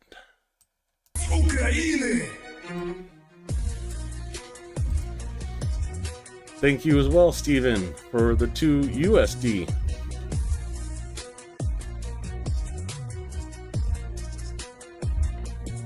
В темних хмарах над степами, крізь громи лють вітрів, летить Арес із крилами, що зносять трони ворогів. Ні вогонь, ні залізо не спинить, його спів – це пісня війни. Він несе їм суд і кару від синів святої землі.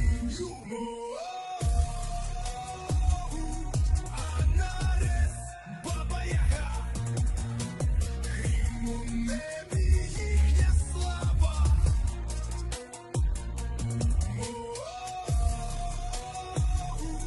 Баба Яга,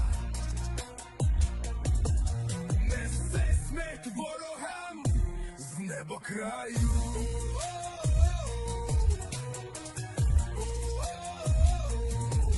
Українська Баба Яга.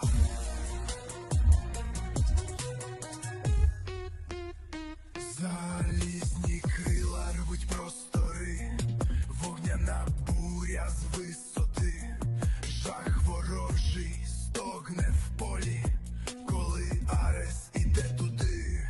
Нема укриття, під землею нема рятунку, в стіні, там де крокує Яга з Аресом, залишиться тільки вогні. Baba Yaga. Баба Яга, грім у небі їхня слава.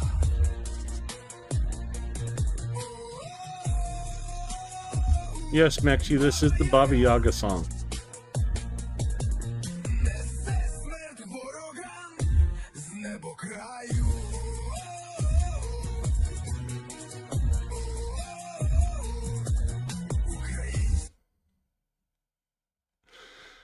So yes, that is the Baba Yaga song.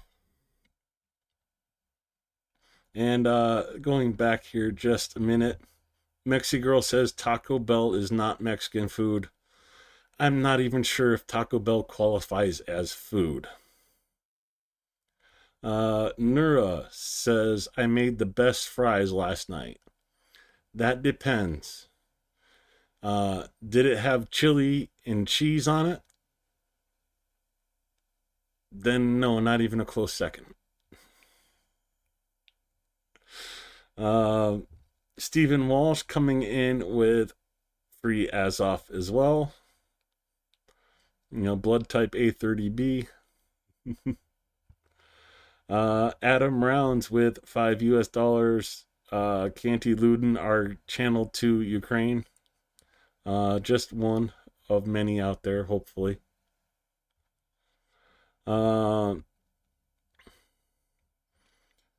Yucatan food. I wish I knew what you were talking about, Mexi, but I'm not that familiar with that area of Mexico. I was more on when I was down in Mexico, it was more on the Baja Peninsula. So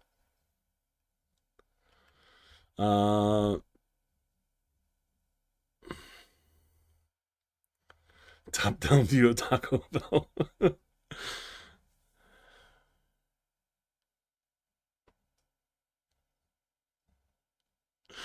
Yeah, Mitch, I know. I knew it was coming up, so I didn't say anything, but uh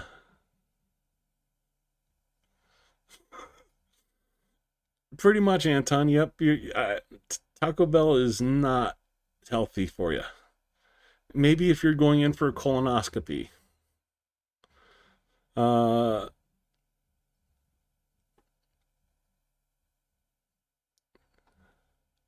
no, but you don't like chili cheese fries?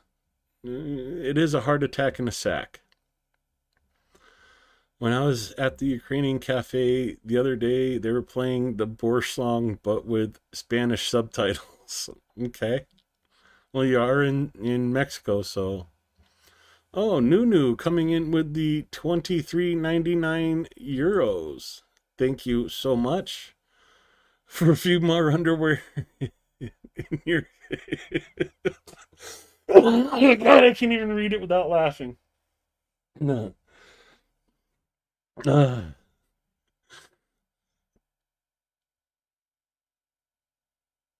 uh, I'll pack a few more in my backpack. Oh, that was. uh. Oh yeah, I know Mexi. That's why I said I don't know what you're talking about. Baja is, yeah, definitely totally different food from like Mexico City or even like TJ. Just consume sugarless gummy bears and get the same experience. Okay, I'm staying away from sugarless gummy bears. Poutine is good.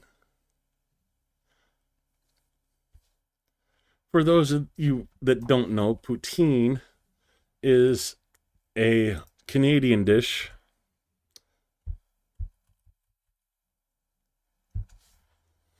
It's basically French fries, gravy, and cheese curds.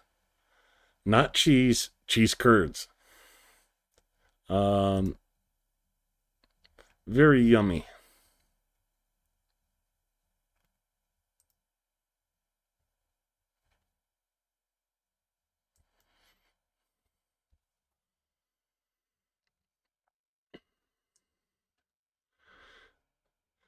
That is about $50 in the US now. Probably close to it. The American dollar has been sucking compared to other currencies, except the ruble. When do I start up my merch shop? Um, when I get back. Um, a friend of mine is going to take me to a bead shop in Kiev, and I'm going to get a bunch of blue and yellow beads. And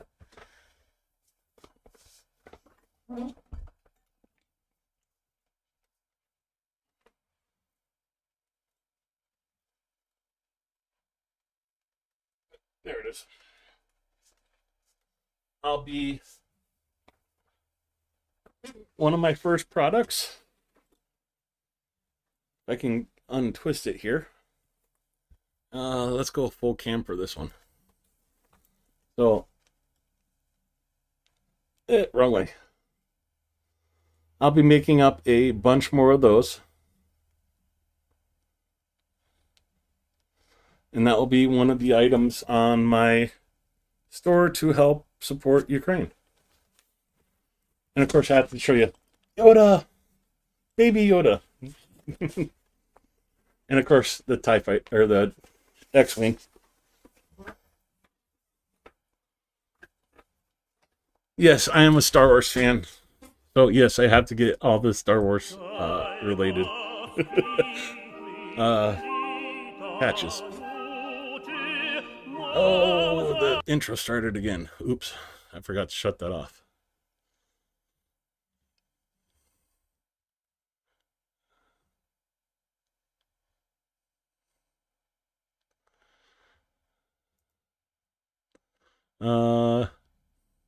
Yes, poutine is greater than Putin.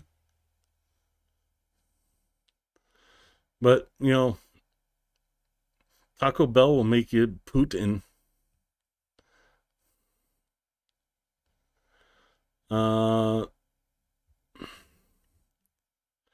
Yeah, Adam, I know. I do know. Um, Buffalo, New York is like almost my hometown. Underwear with can. Oh God, no.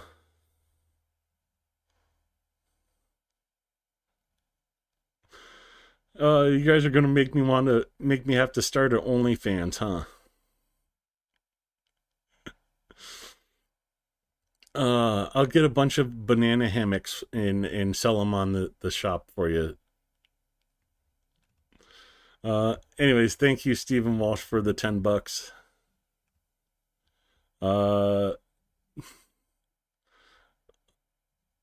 Watch out for tariffs. You making poutine tomorrow? Yeah, it is really good. It's just a matter of whether you prefer beef gravy or chicken gravy. I'm a chicken gravy person on my poutine.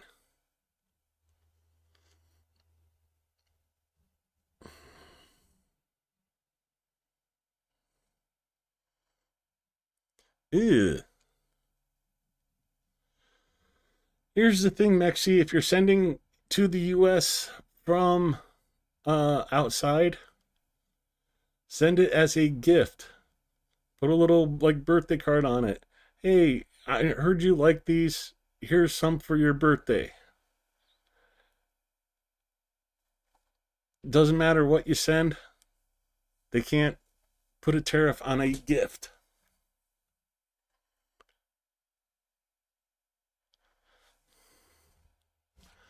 Oh, I should be on the air alert map. Sorry. Anyways, let's moving right along. Yeah, this was a very interesting post. I thought you guys would find it interesting as well. The NATO drones supplied to Ukraine have become obsolete and unnecessary on the front. Now we, Ukrainians, are teaching our allies in Europe and the US the technologies of a new war in the air. Most of all, we need financial assistance to buy the best electronics on the market. Ukraine and Russia are both buying key components for UAVs from China. The Chinese are profiting the most from this war. We buy everything from Beijing.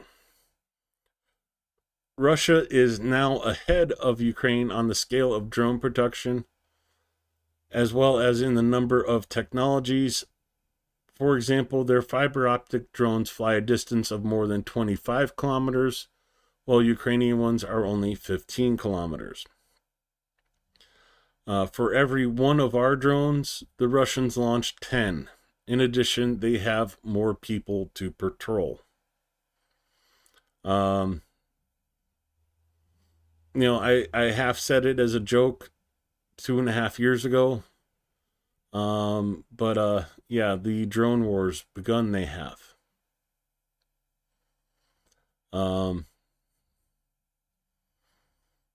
Like I said, it was half joking at the time, but that's essentially what this war's turned into. Drone warfare.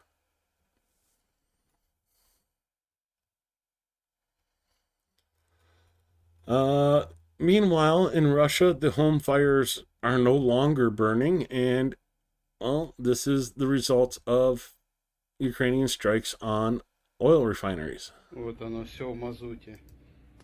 Все. Не в мазуте, а в нефти. Не обработано.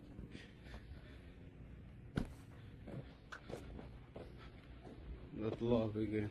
Вот этот КамАЗ с ПСЧ тоже дотла выгорел.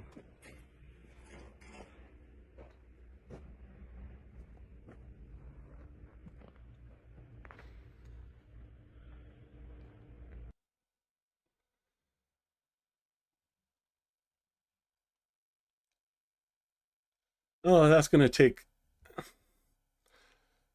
Okay, who here just flashed to, like, Thanksgiving, Thanksgiving hangover, untangling the Christmas lights before you put them up?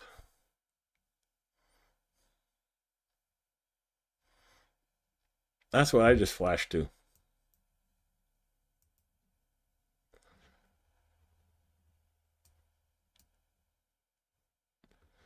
But that's what's left of an oil refinery in Russia.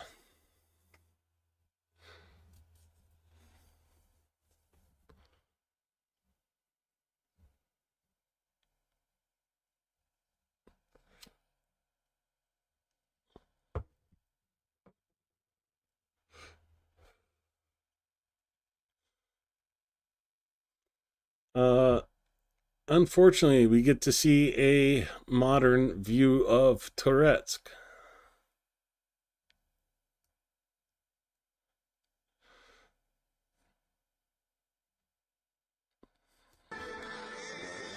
Oh, the ASCII, huh?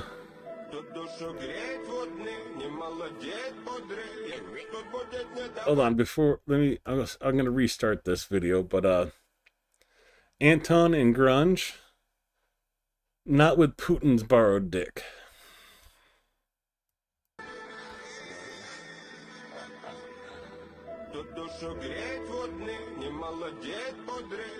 Тут будет недовольный у любого и не без контры. Тут судит люд гордый. Я расковыряю критику твою минором и по ним. Тут ловить вовсе. Шестилетие победительного называй. Не переведи сондом, не менять эту игру на рай. Я с друидами дружил и знаю, что почем. И в подворотнях этих грязных убивался горячо.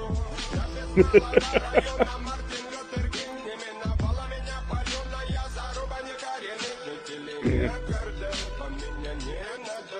Искренне вам желаю меня не понять и потерять. Правда, из победы тут катутся нелюдимым не видать. Stephen Walsh, that was a good one. Pulling from your inner "Don't tell mom the babysitter's dead." Russian oil refined, dude.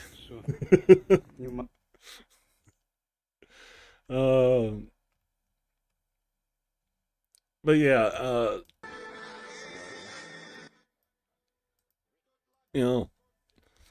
once a thriving city, and it was on.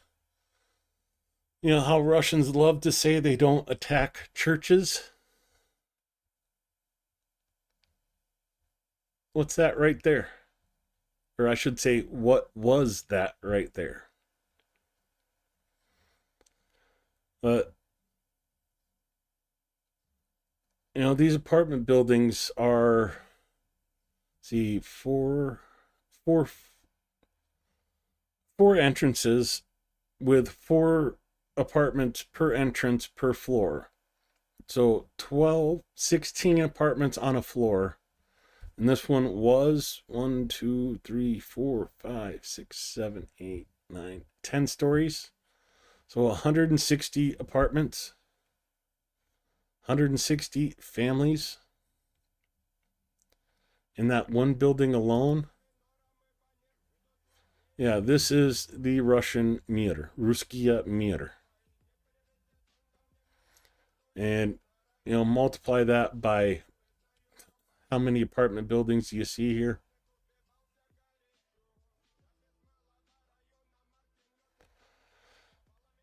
And the same was done to Bakhmut, Mariupol, Melitopol,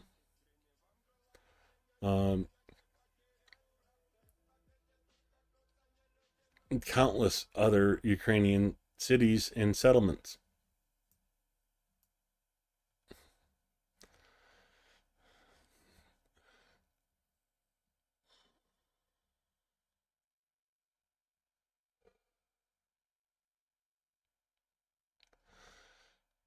So do we get to rename the Burning Man the Refining Man?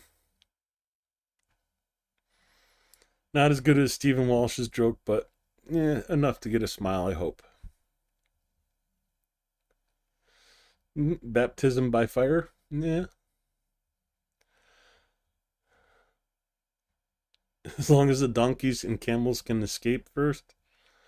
Sadly, I think the donkeys are smarter than the average Russian soldier at this point. Are there peeps here that watch ATP? Yeah, I do once in a while.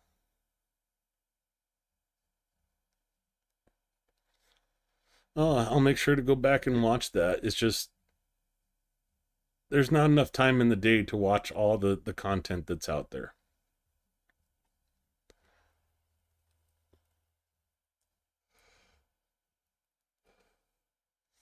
I do too, Nunu. Russia does need to pay to rebuild all this, and I hope they are made to somehow.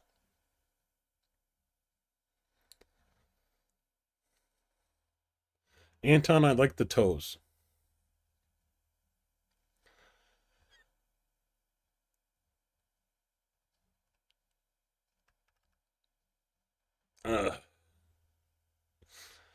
Oh no, don't tell me the Russians violated camels as well. I'm sure they did. Orcs are not from this planet. We could go into the ancient aliens theories.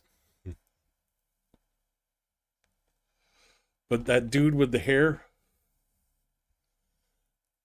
Anton, you said it, not me.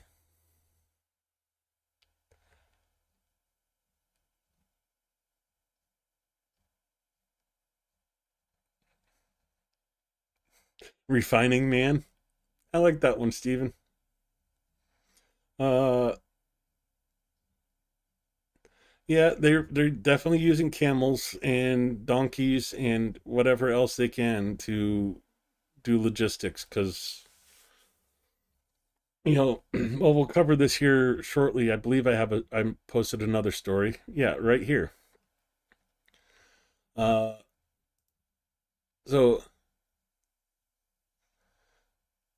Russian gas prices in the last year in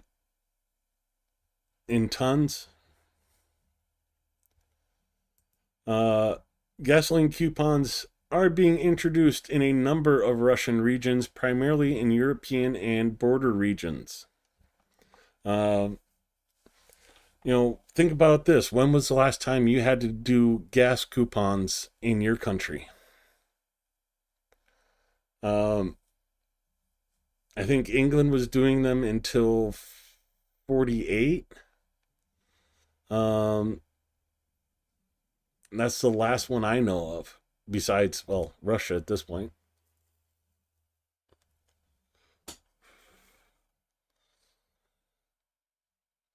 Ozzy watches everything on 1.75. Yeah, I do 1.5. If I'm trying to understand what's being said, if it's just visual, 2.5 times.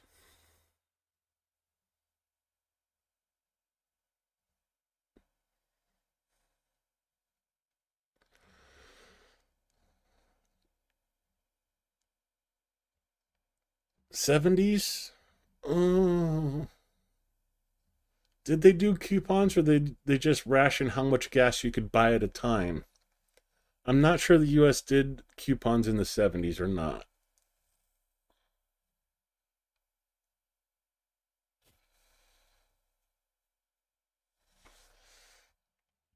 No, what I thought was interesting with the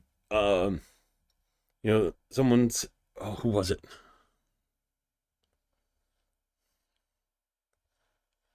Someone was saying something about the old USSR style lines for stuff. Well, Mariupol and Donetsk are having to line up for water now. I mean, I showed those videos a couple streams ago. And the loss report is out for tomorrow already. Is it that late? No, it's not that late. The defender of Chernobyl nuclear power plant, who was captured by Russians the first day of the invasion, returned from captivity today. Meet 40-year-old Andrei Stupik. His entire family came along with his 5-year-old son, whom he last saw when he was only 1.5 years old. So, another Ukrainian hero coming home. Oh, always good to see. Crap. Sinuses.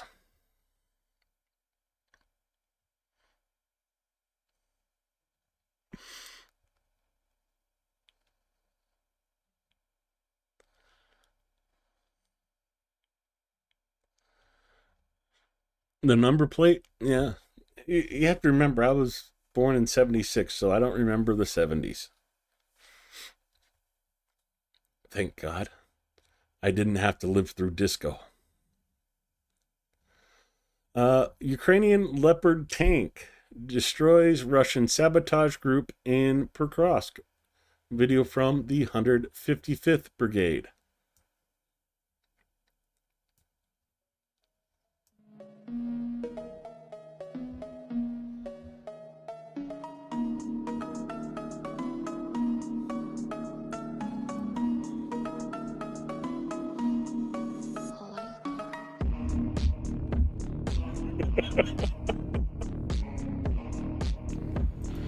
Oh God, you guys are the super chats.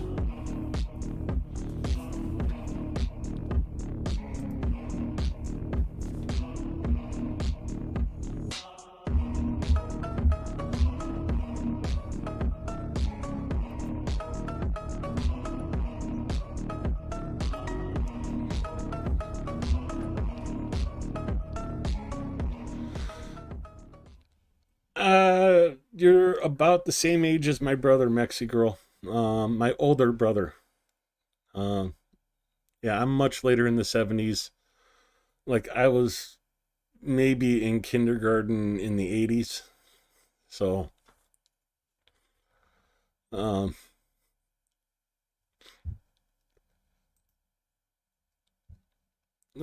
yeah, some cool footage from the Leopard tank.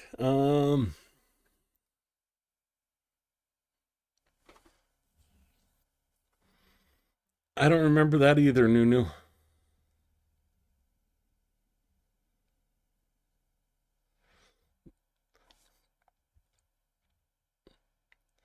Ozzy T says, I started at 1.25. It gets easier as you speed up. Yeah. You know, if I have to read something, though, like if I have to read subtitles, like I'm slowing that sucker down. With my dyslexia, doing those voiceovers and such, oh, it's so hard for me.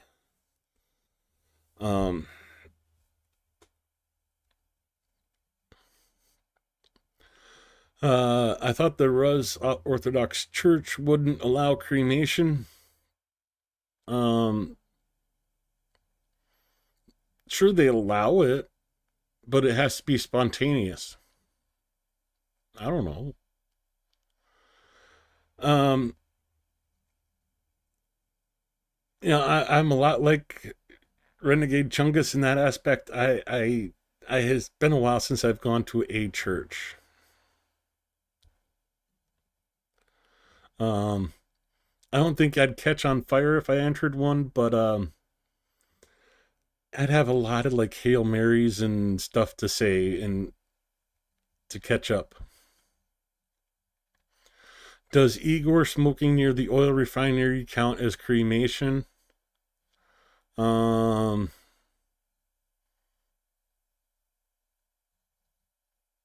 that's annihilation, I think.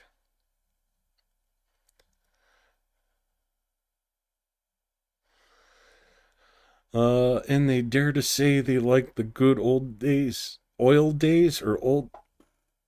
I don't know.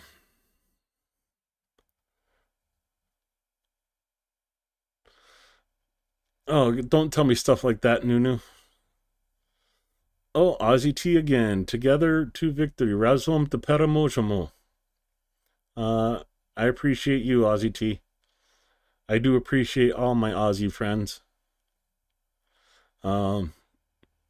Mainly because I've been friends with so many Aussies throughout like my life because I always work night shift.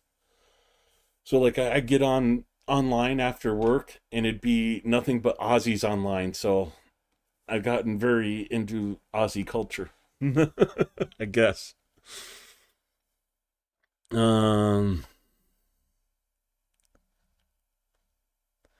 Yes, I'm a bicentennial baby, if you must know, Nura.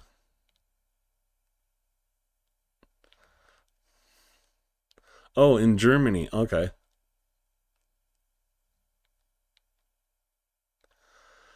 I was beamed into the planet in 1963. Okay. Were you beamed by Snotty? And did they get the head on backwards, like in Spaceballs?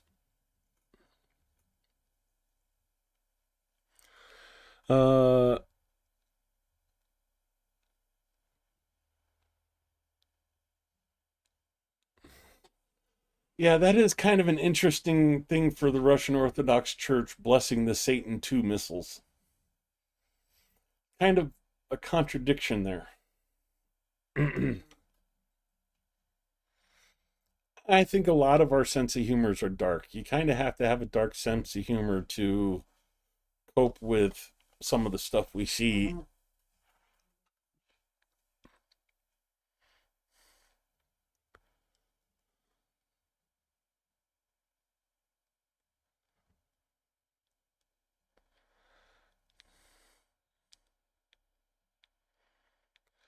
Just remember, folks, it's not the age, it's the mileage. And no matter how old you are, it's how rough the miles you put on. I've had some very rough mileage.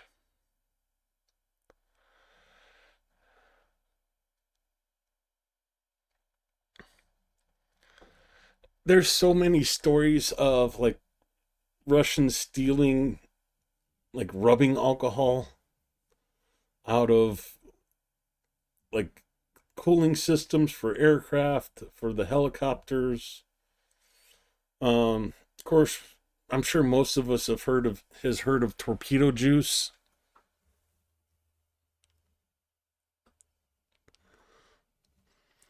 The original German version or the Red Balloons English version? Because the German version is so much darker. I like the German version better.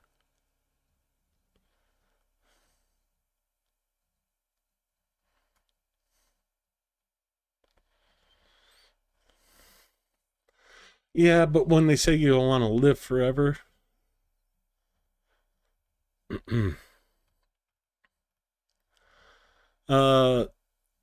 The moment of the domestic Ram 2X loitering munition hitting the Russians in the Donetsk region.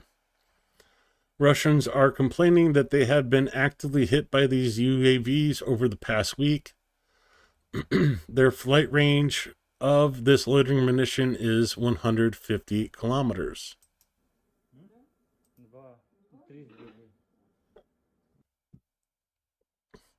So one more time for those of you that didn't see it.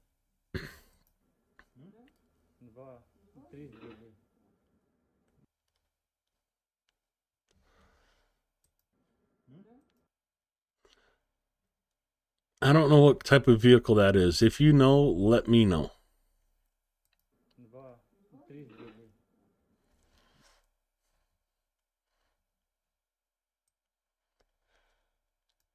Was that one of your cams, Pyro Kurt? Let me know.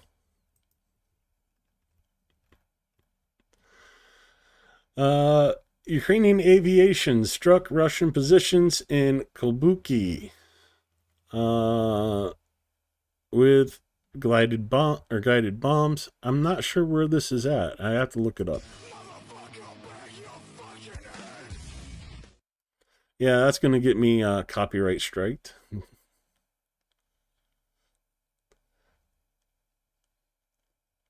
Oh, river. I'll have to see if I can locate this one.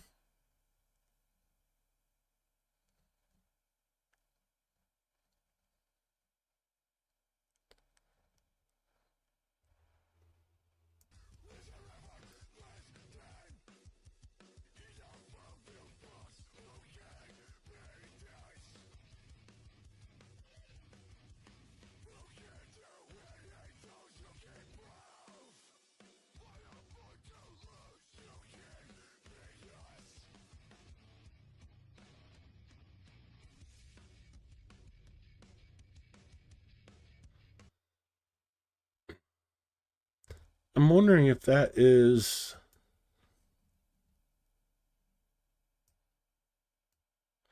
Kubaku.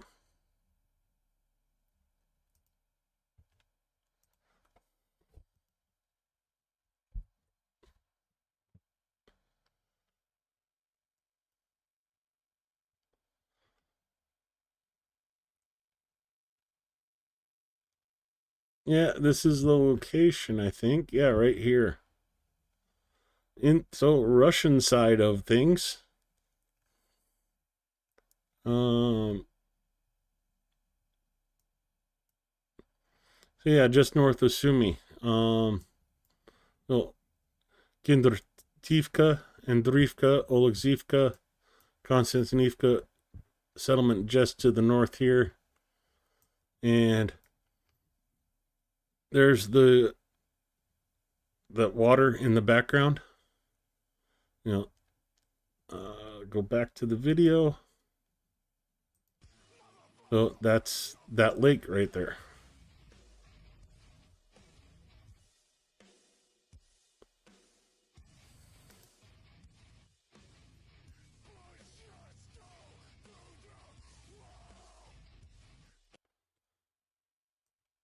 So, oops.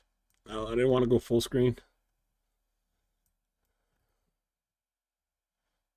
So,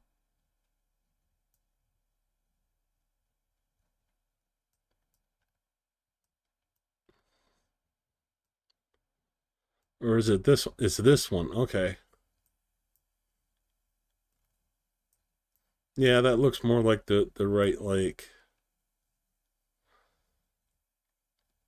Well, you could probably even go through and if you were dedicated enough, pick out what buildings they hit. But that's where it's at. Donetsk, Dnipro finally off of air alert. Sumy off air alert. Konotop, Shoshka, and Chernihiv still on.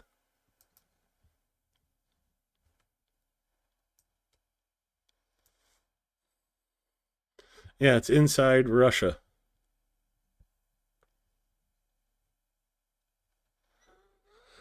It's 7:35 a.m. in Ukraine at the moment. So 7 days and approximately 4 hours I'll be in Kyiv.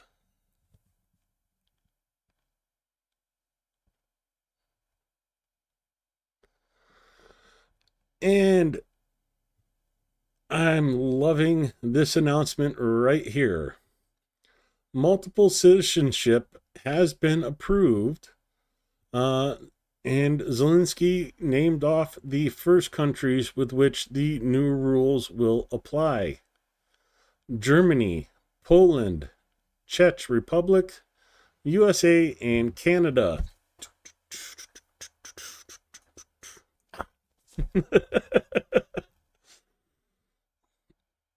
So, yes, Ukraine now allows dual citizenship with certain countries.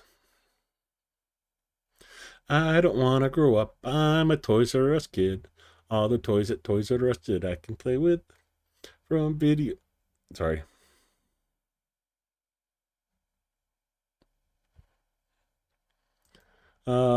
If you want the name right there, Kulbaki.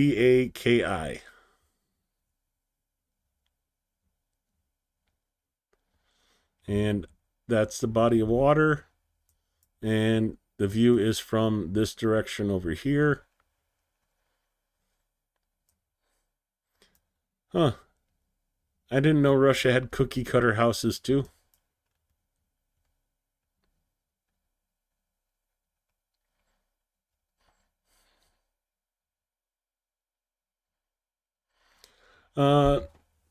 Nunu, I will be going through Helsinki again.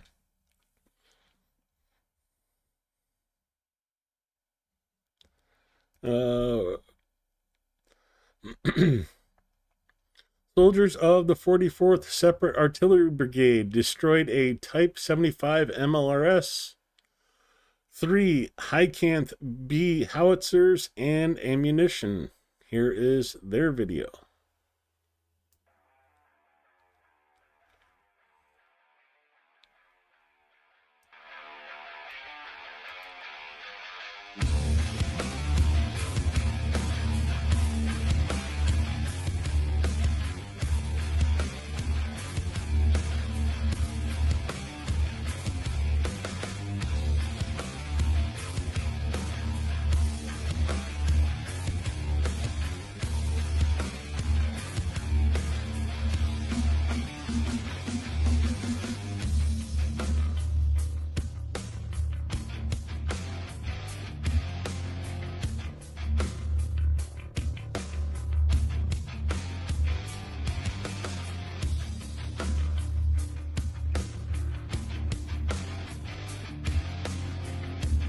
No offense, Nunu, but Germany's very expensive. I don't think I could afford Germany.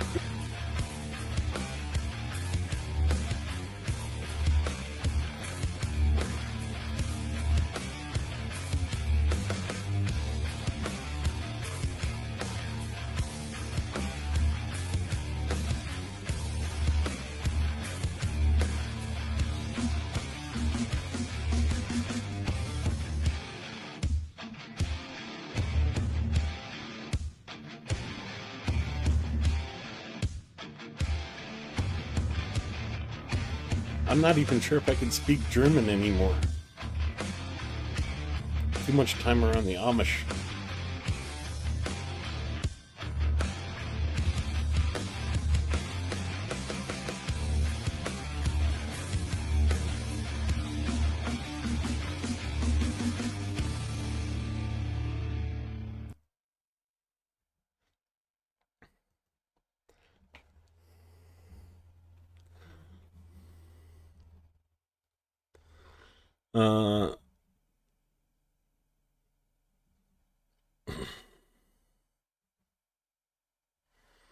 Russia only smokehouses? I mean, my bet, that's government housing.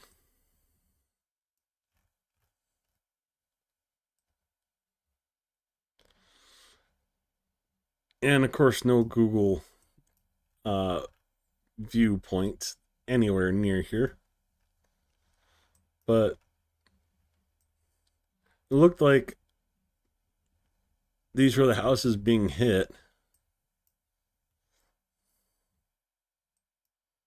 And yeah, that's like military commander housing.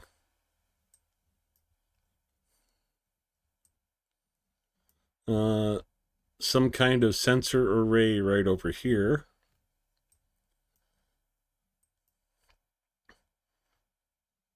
No idea.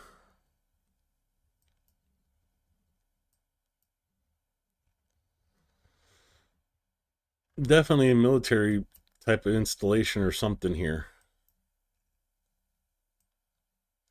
Oh, this is a farm. I know that piece of equipment and that one. But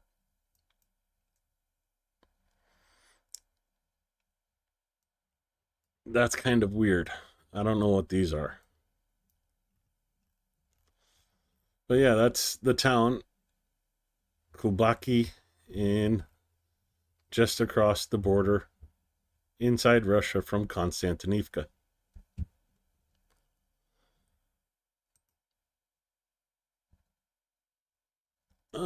Planned explosions for demolition purposes in Kivri.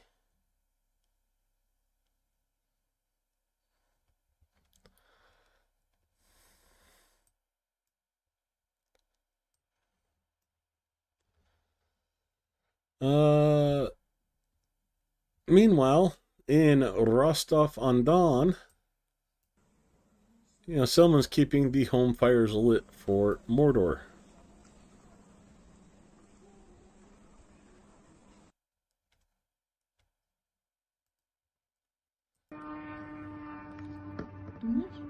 Может, это мотоцикл?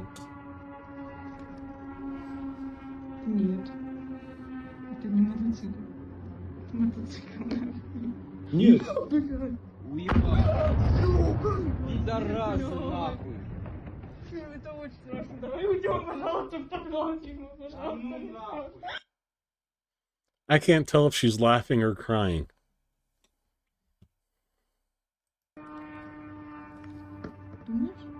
Может, это мотоцикл? Нет. Это не мотоцикл. You tell me if she's laughing or crying. Уебать! Пидорасы нахуй! Это очень страшно. Давай уйдем, пожалуйста, в подвал. Пожалуйста. I don't know, it kind of sounds like she's laughing. That's the mindset. It fits. Moment of the strike in Rostov-on-Don. Может, это мотоцикл? Well, it's the same video. Let's try this one.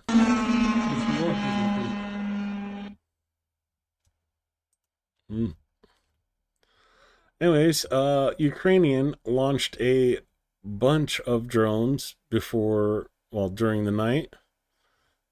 We're seeing the hits on Rostov-on-Don, usually the shortest distance and one of the first places to end up getting hit. And we see the pass of so many Ukrainian drones hitting Crimea, hitting Rostov-on-Don, and, well, I'm sure we'll hear about more places as the day progresses.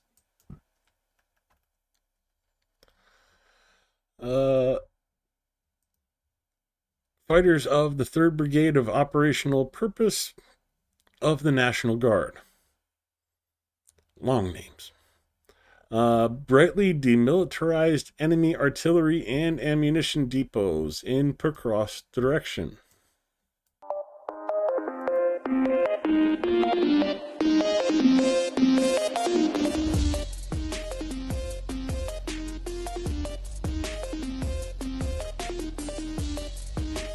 Oh no, Mexi, that...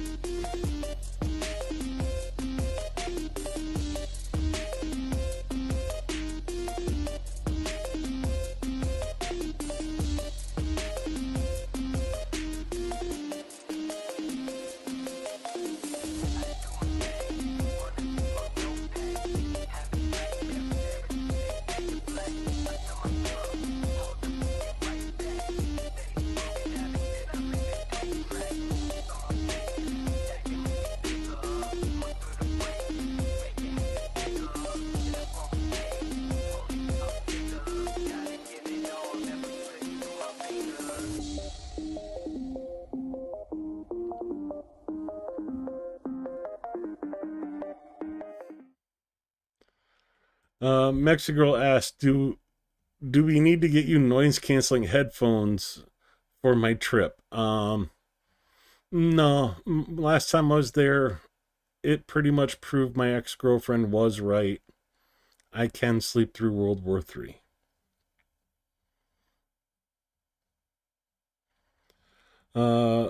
Roldan would complement the air conditioning systems very well. I'm confused.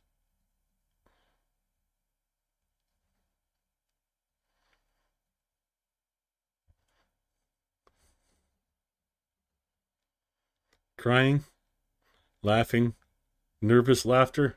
Okay, I can see the nervous laughter. Bad propaganda. Those were civilian buildings in Mordor. I don't think we could see what was on fire enough to say for sure.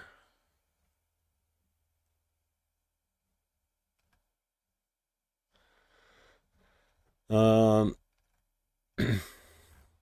yeah, I don't know, it doesn't show enough. I mean, this video is all civilian buildings. You hear the explosion, but you don't see what was hit. So maybe that information will come out later.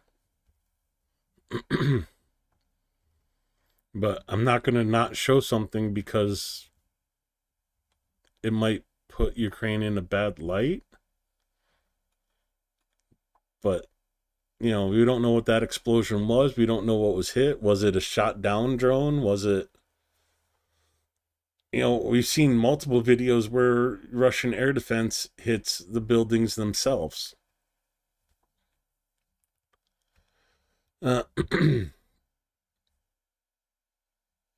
It just doesn't mean I'm not going to show it if it doesn't. Anyways. Somebody was eating beans in St. Petersburg, and a gas explosion unexpectedly occurred in the residential high-rise building. As a result of the explosion, a through hole appeared in the building, and it is confirmed that there is one fatality among the Muscovites. So,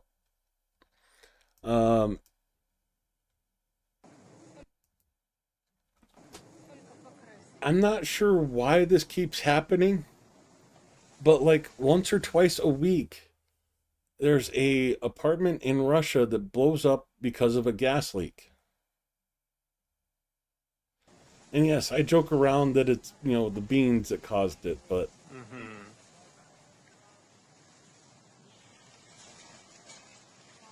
you know, it just makes me wonder, why are there so many gas explosions going on?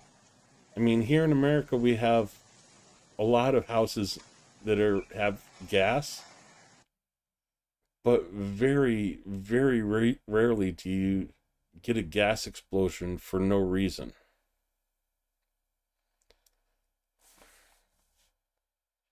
You know, most of Ukraine has gas in their homes, in their apartments, and you don't hear about those except for when. So I can't help but wonder what's going on in Russia with their gas system.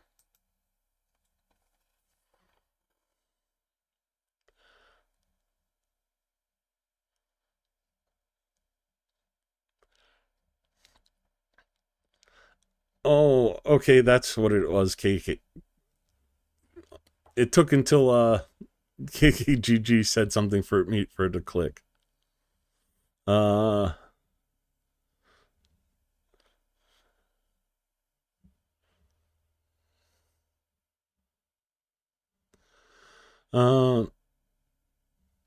I bet they don't even have a working nuke system. They don't do revisioning like their weapons. You know, there was a report back in the mid 90s that it was very easy to track Russian nuclear weapons because they were all leaking radiation. All you have to do is just follow the radiation meters.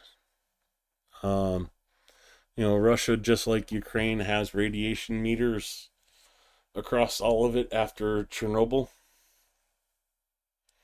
And you could see, you know, if you could get the data in real time, you could watch the nukes get moved across the country because radiation would spike along their route. And it was just one of those things that's like, huh, that's kind of funny and scary at the same time.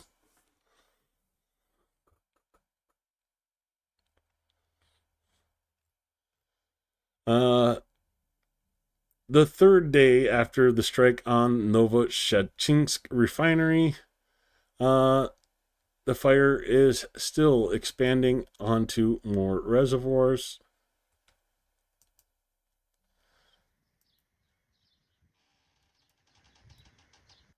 That's a good distance away from it, but that's one heck of a smoke plume.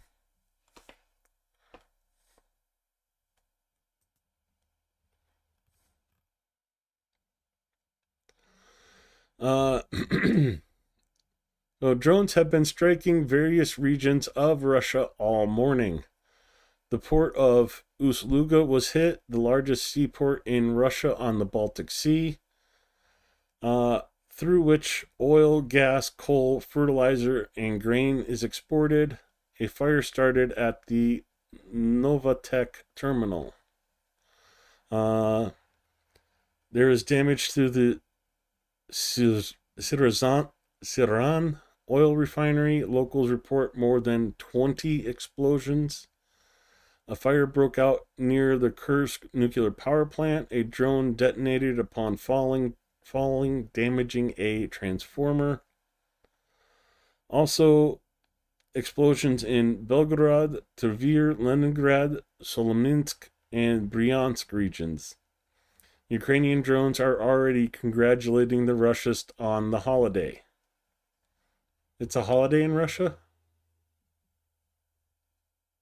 Anybody know what holiday it is in Russia? Oh, Ukraine's Independence Day?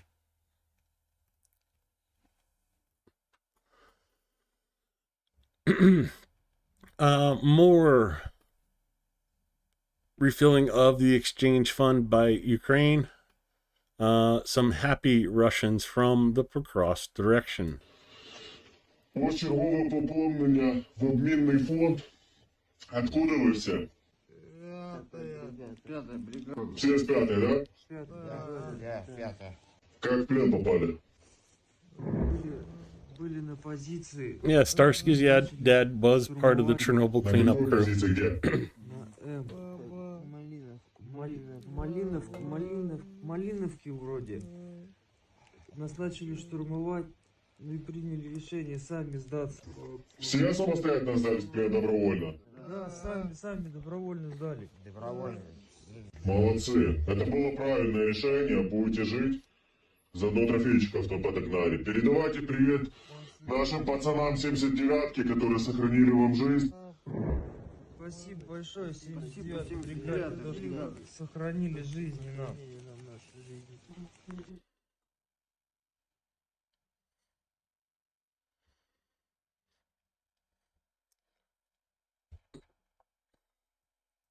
I mean,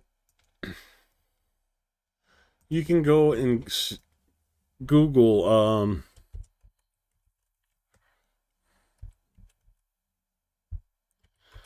Ukraine's radiation map.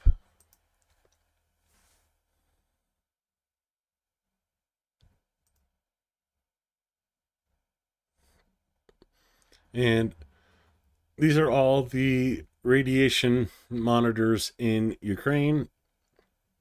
And, they'll sit there and let you know how much radiation is in the background today. So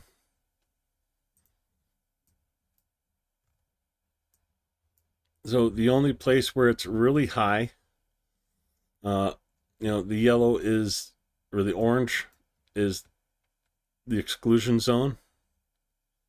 And, you see a 0.2, 0.39, 0.89. And as you get towards Chernobyl itself, 1.4, 1.10, 1.18, 5.81. This is Chernobyl's reactor right here. When the Russians were in here, you actually could watch these levels increase and decrease as they started and stopped digging trenches.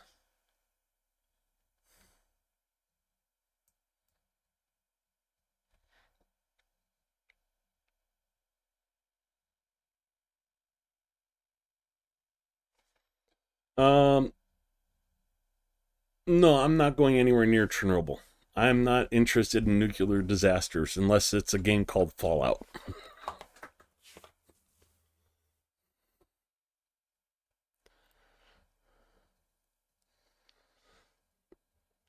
Yeah, well, and we're starting to see drones. I'm not sure if they're incoming or outgoing, but I believe this is, reconnaissance UAV. So get ready for the Russian response to Ukraine's drone attack from this morning. Nunu says Germany got that radiation cloud full force. We had a hard time getting vegetables back then. Yeah, be very wary of carrots after an event like that. Carrots like to soak up that kind of stuff. Farmers use carrots to clear heavy metals out of a field before planting more fragile crops.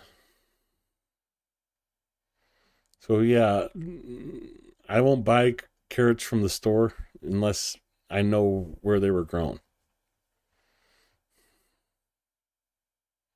The museums in Kyiv? Okay, I'll have to look that up.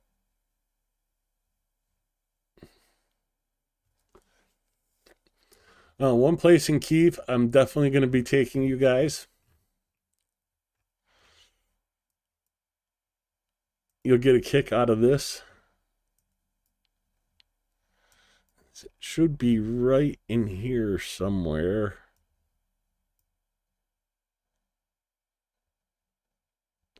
I forgot where it's at.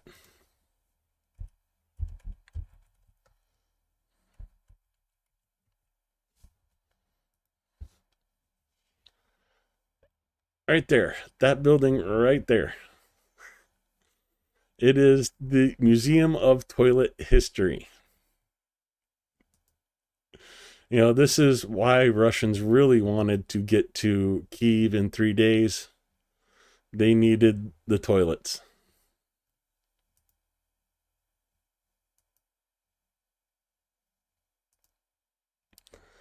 But, just give you guys a little bit of a teaser until I go there and film it. But yeah, it's right there. Those of you that watched Johnny FD, he was here at Good Wine the other day on one of his videos. Literally right there's the History of Toilets Museum.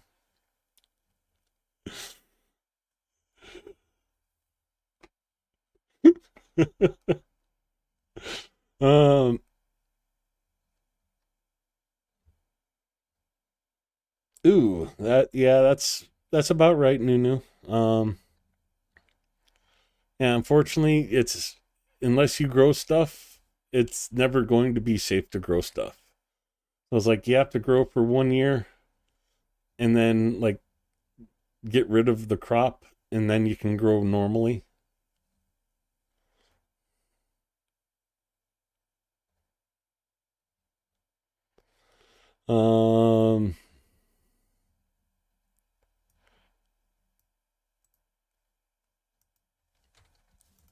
Let's see where that's at.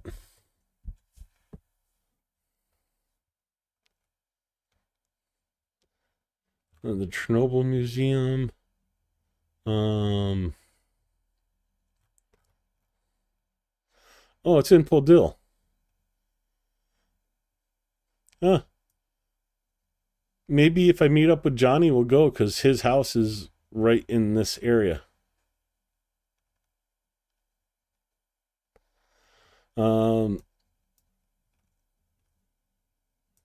The restaurant he went to is right here.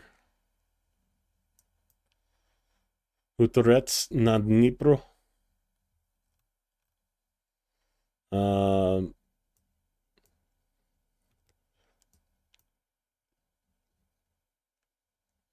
yeah, that's like right next door to Johnny FD.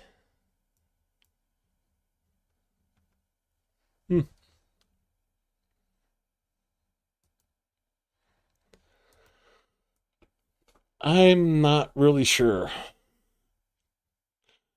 Nexie would love a tour of the toilet museum. Okay.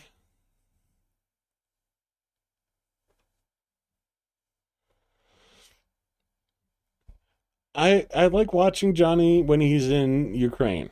Um, it's just a different look at, like an outsider looking in, kind of like what I did when I was there. Um,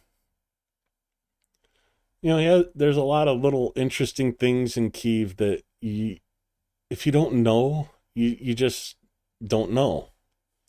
Um, like he just did a video of one of these, just a random house up in Ternechna that had like Gothic, um,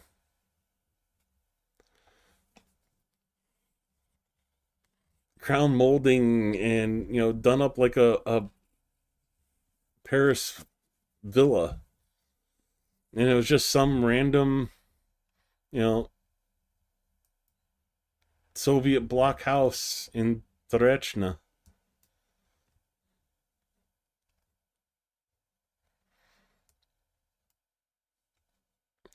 So I mean, there's little things like that all over, like the mural that I found in the subway overpass, or the metro overpass. That was at Arsenalna. Um, there's there's tons of little things that, unless you're local, you just don't know about, and I love finding those. Um, I'd rather spend a day hunting for something than go to a touristy place. Uh, like, I'm sure you've all heard about this building here. You know, the old days of Kyiv where Russians ruled and got what they wanted and built a building right in the middle of the road. um, there's this cool place over in Sofivka, this little river here. It's just a little walking path along the lake, river, or what have you. Freaking beautiful. But if you're a tourist, you don't know about that. Um, I love going and getting lost. Um, never actually lost, it seemed like, but like one time I just went to the bus stop that was under this overpass here, and whatever the next bus was, I hopped on it.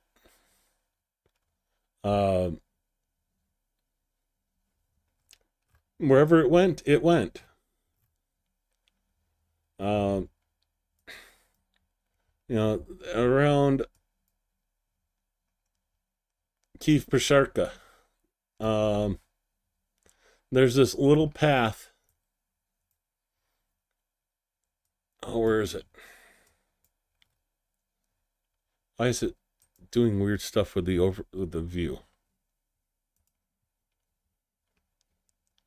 So there's this little path right here that takes you into the park behind it. But right through here, there's like a bunch of little, like, local shops. You never know they're there, but it's so cool. The other one is where to go? Okay, there's the glass bridge. There's St. Andrews. So this little walking path, there's like a boardwalk back here, behind St. Andrews. And like this little alleyway is called the Artist Alley of Artists.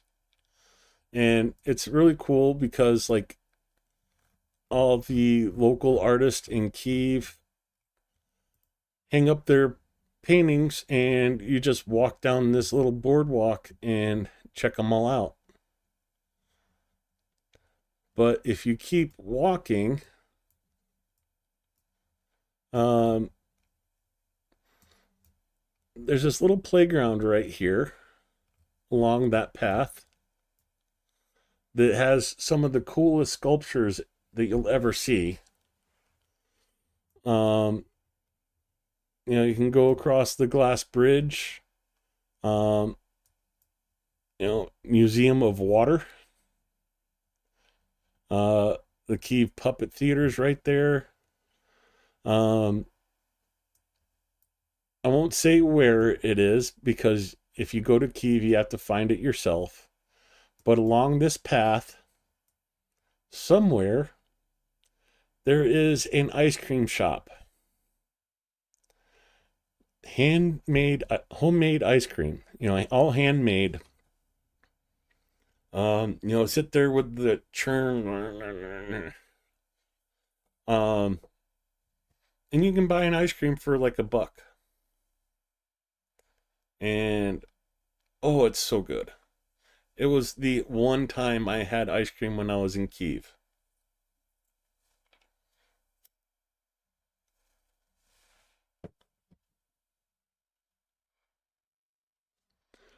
Sorry, I've been ignoring chat, but I mean, there's so many little cool things that you can just run across in Kyiv. It's hard for me not to get distracted.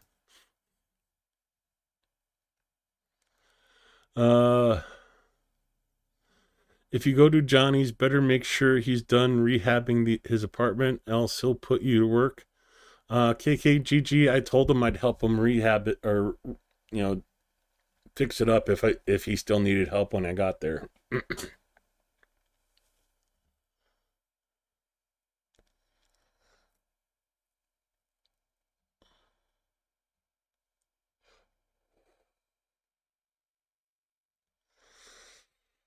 I get that, Nunu.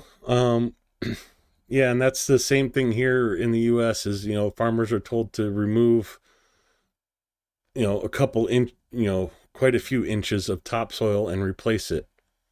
But it'd be like, in case of a nuclear issue, it's like, okay, where do you put the dirt you remove, and where do you get the good dirt? You don't. You have. It's not a good situation.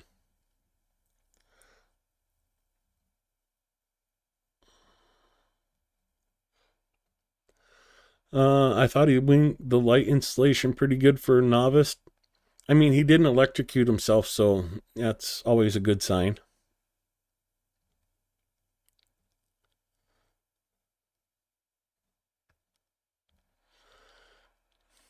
Couldn't even paint. Yeah.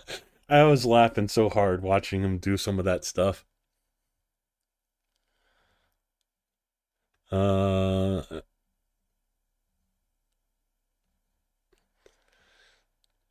Yeah, that's the other thing. Nunu is what KKGG said. How many people bought, new irradiated Earth?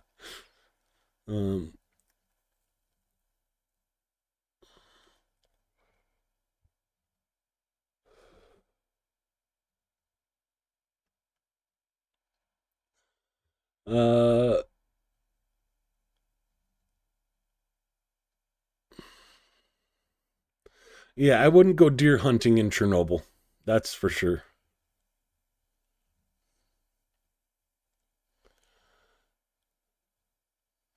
Oh, we have a troll.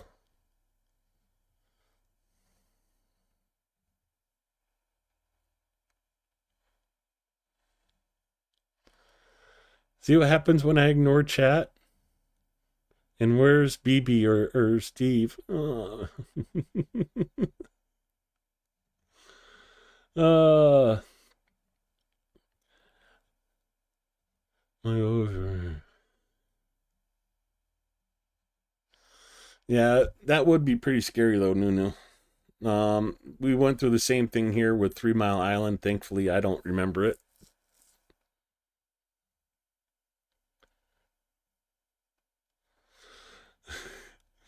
Um,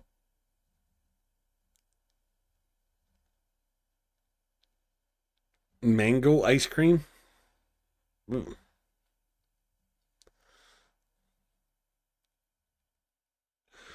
You missed the troll, Steve. Sorry.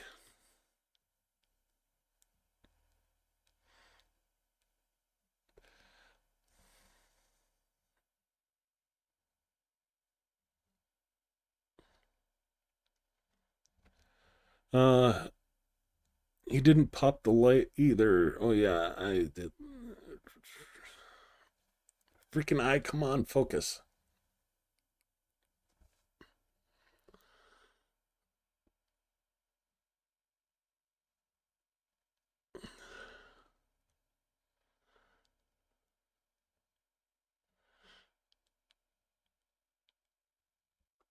Um, yeah, I won't repeat what they were saying, but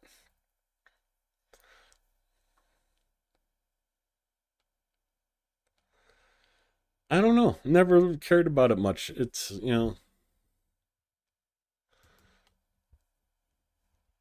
uh,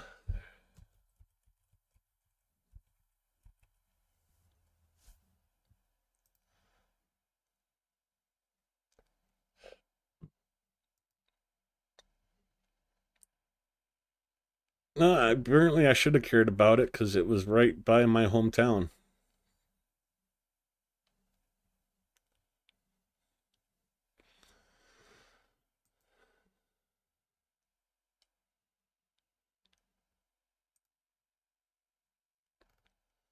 So,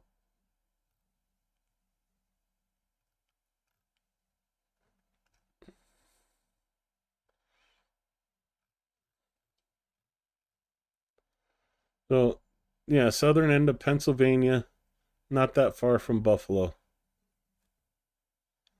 Uh,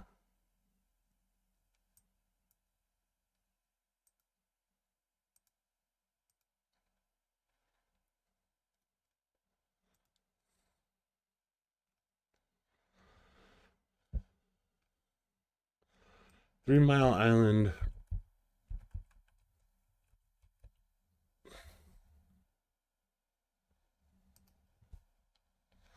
Yes, the 3 Mile Island nuclear reactor, specifically Unit 1, is being prepared to reopen as the Crane Clean Energy Center and is expected to be back online by 2027, or possibly even sooner. No, a couple more years till it's back online.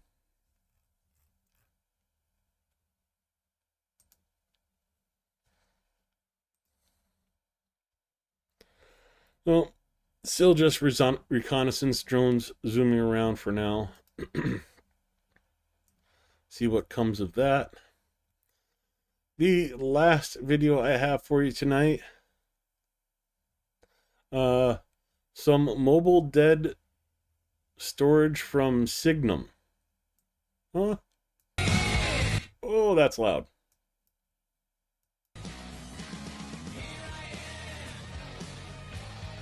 Yeah, shut you off because you'll get me demonetized. I don't care if you rock me like a hurricane or not.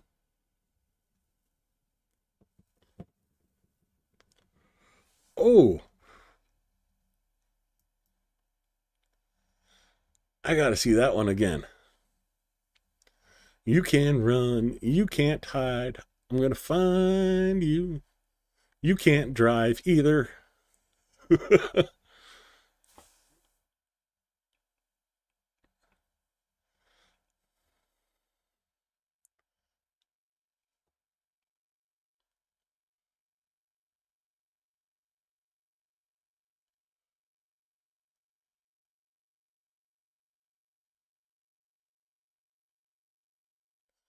Did you see that guy duck behind the truck?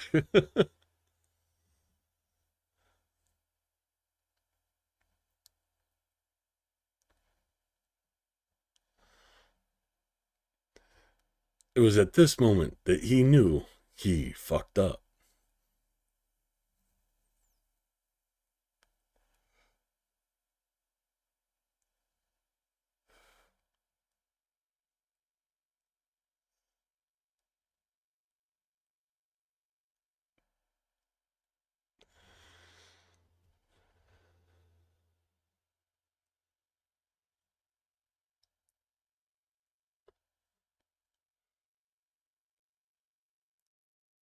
I mean, that's the thing is, if we're not going to support Ukraine, we're not going to learn from Ukraine. And right now, it's either Russia or Ukraine that's going to have the knowledge of how to operate in combat situations in this century. It's not going to be drones. It's not going to be men on the ground or aircraft in the sky. It's going to be drones. When you can take out a $20 million aircraft with a $500 drone, money doesn't matter anymore. It's going to be, who's the better drone operator.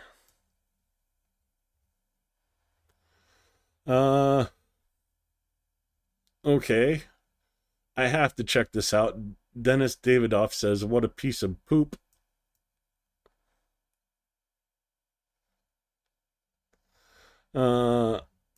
Steve Witkoff on possible deals to end the war. Yeah, I'm not even going to bother listening to that.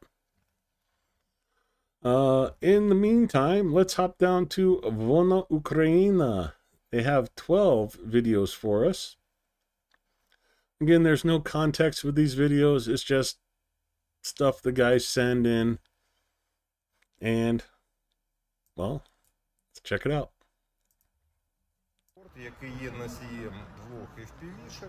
Well, a drone carrying drones carrying, well, mortars.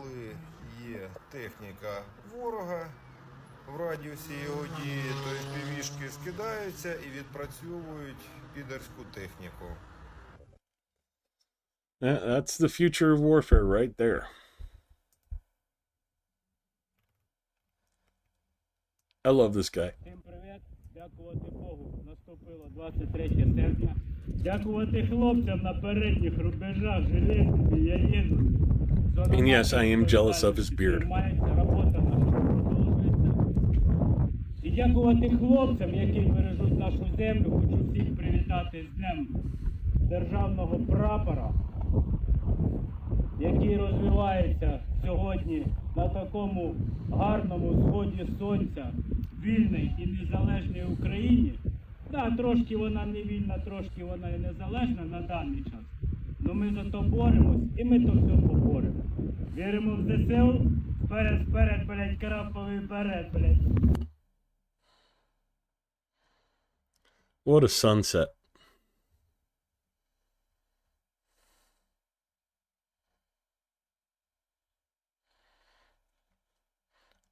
I 100% agree, Ozzy. Ukrainian is the secret recipe for victory. Thank you so much for the $2.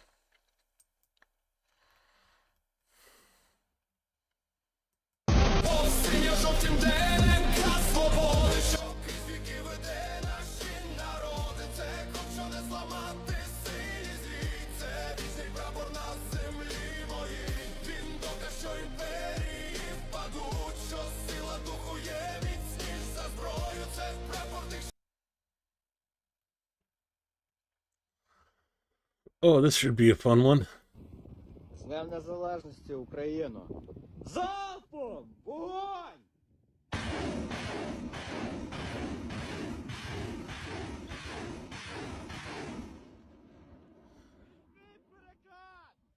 Okay, did you guys notice the little Ukrainian flag every time it fired? I'll play it again. Watch the flag right there.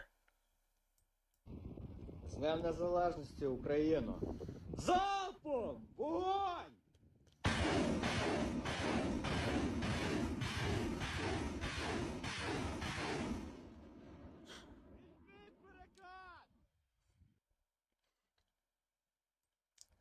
That was cool. Ooh. Right up my alley, apparently.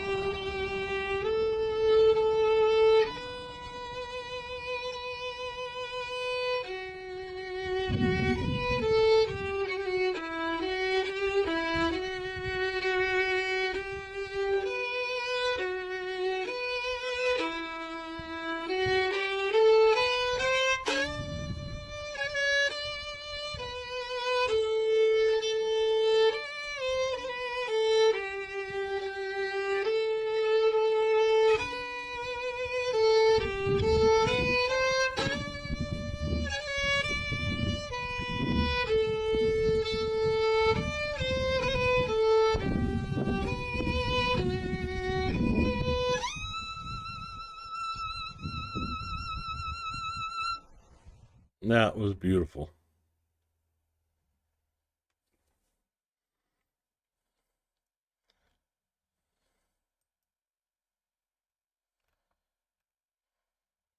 Незалежність – це тримати фронт навіть коли важко. Незалежність – це бути поруч, навіть коли всі інші далеко. Незалежність – це бачити життя навіть серед руїн. Незалежність – це вміти чекати і не зламатись. Незалежність – це працювати в тиші, навіть коли навколо грім. Незалежність – це ранкова кава та щоденна праця. Незалежність – це не забути, заради чого ми тут. Незалежність – це ми!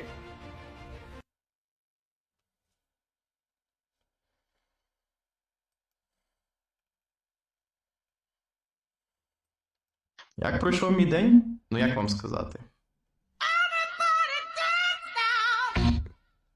Yeah, then definitely gonna have to close that one now. Yeah, CNC Music Factory. Let's see if you hit me for even that couple seconds of video or sound.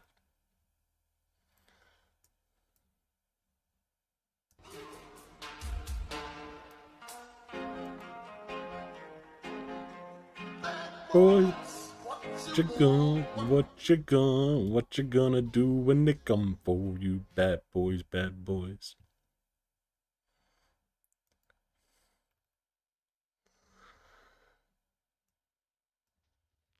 I don't get this. Дорогі українці, вітаємо вас з Днем Незалежності. Слава Україні! Героям слава. Well, I'm guessing Russian POWs. But I'm more interested in the beehives in the background, to be honest. I want one.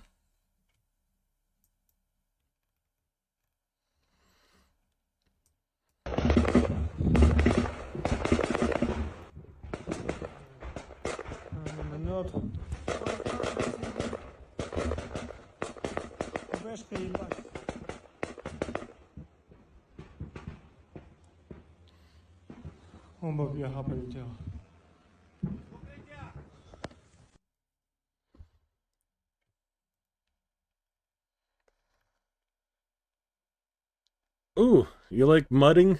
Двері, скрип, скрип, до сидіння я прилип. Це мій кінь на час війни, тішаться ним всі брати. Руль трясеться, дрик, дрик, корч летить крізь пил. Сніг в багажнику, дрон, граната й два смердючих окупанта. Корчику, конику, мій вірний братику, швидше вези нас всіх. Дороги лягають, серця палають, ми їдемо десь на схід. Корчику, конику, мій вірний братику, дим летить з-під коліс.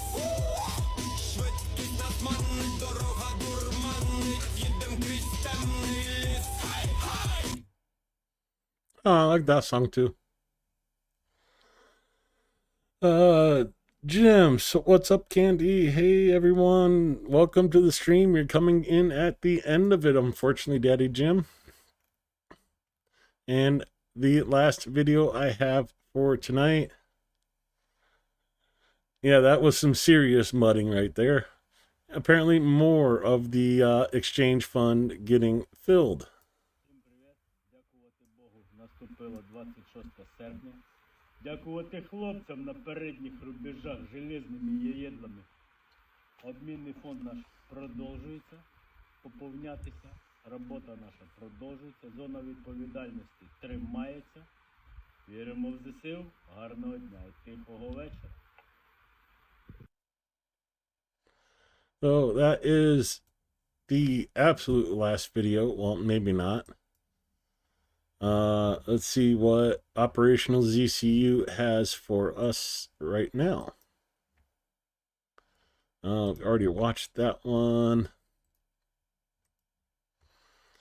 At night, an earthquake with a magnitude of 5.9 occurred in Dagestan.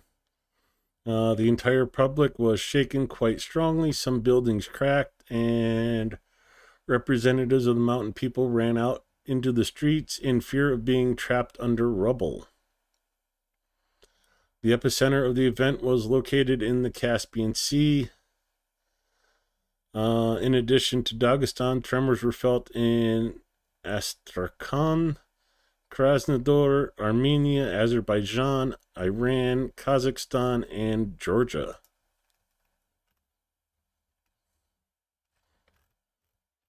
The loss report.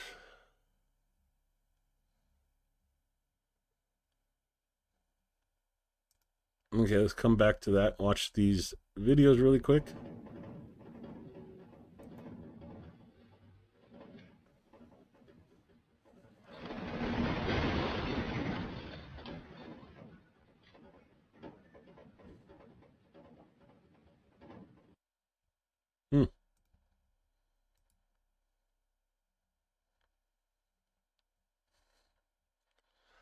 Yeah, if I was in these old buildings, I would be out in the streets too, because I'm worried about them falling. Вы что, понимали, жесть? Вон, там, видите, вон. Вон кусок оттуда бетона упал, вот эта трещина, вот сейчас стала. Вон там и вон там над окном тоже, вот это. Это вот сейчас все стало, вот посмотрите. Showing the separation of the panel building. And the last bit of news. Tonight, the enemy launched a massive attack on Poltava and Sumy regions. In Poltava, the energy sector enterprise was affected. The administrative building, vehicles, and equipment were damaged. Fires broke out on the enterprise's territory. There was also a power outage for residential and legal consumers. As of now, the fires have been contained. The power supply has been restored. Fortunately, no casualties. In Sumy, infrastructure facilities were damaged. Due to partial power outages across the city, only buses were running. Water will be supplied with reduced pressure according to the schedule. Yeah, so Russians attacking the infrastructure of Ukraine to make winter as worse as it can. I'm going to go back to Vona Ukraina, and I think this is going to be the outro for tonight. So thank you all for coming. Please hit the like if you haven't hit the like. Subscribe if you're not subscribed, but most importantly, keep supporting Ukraine. Until next time, have a good night and stay safe, everybody.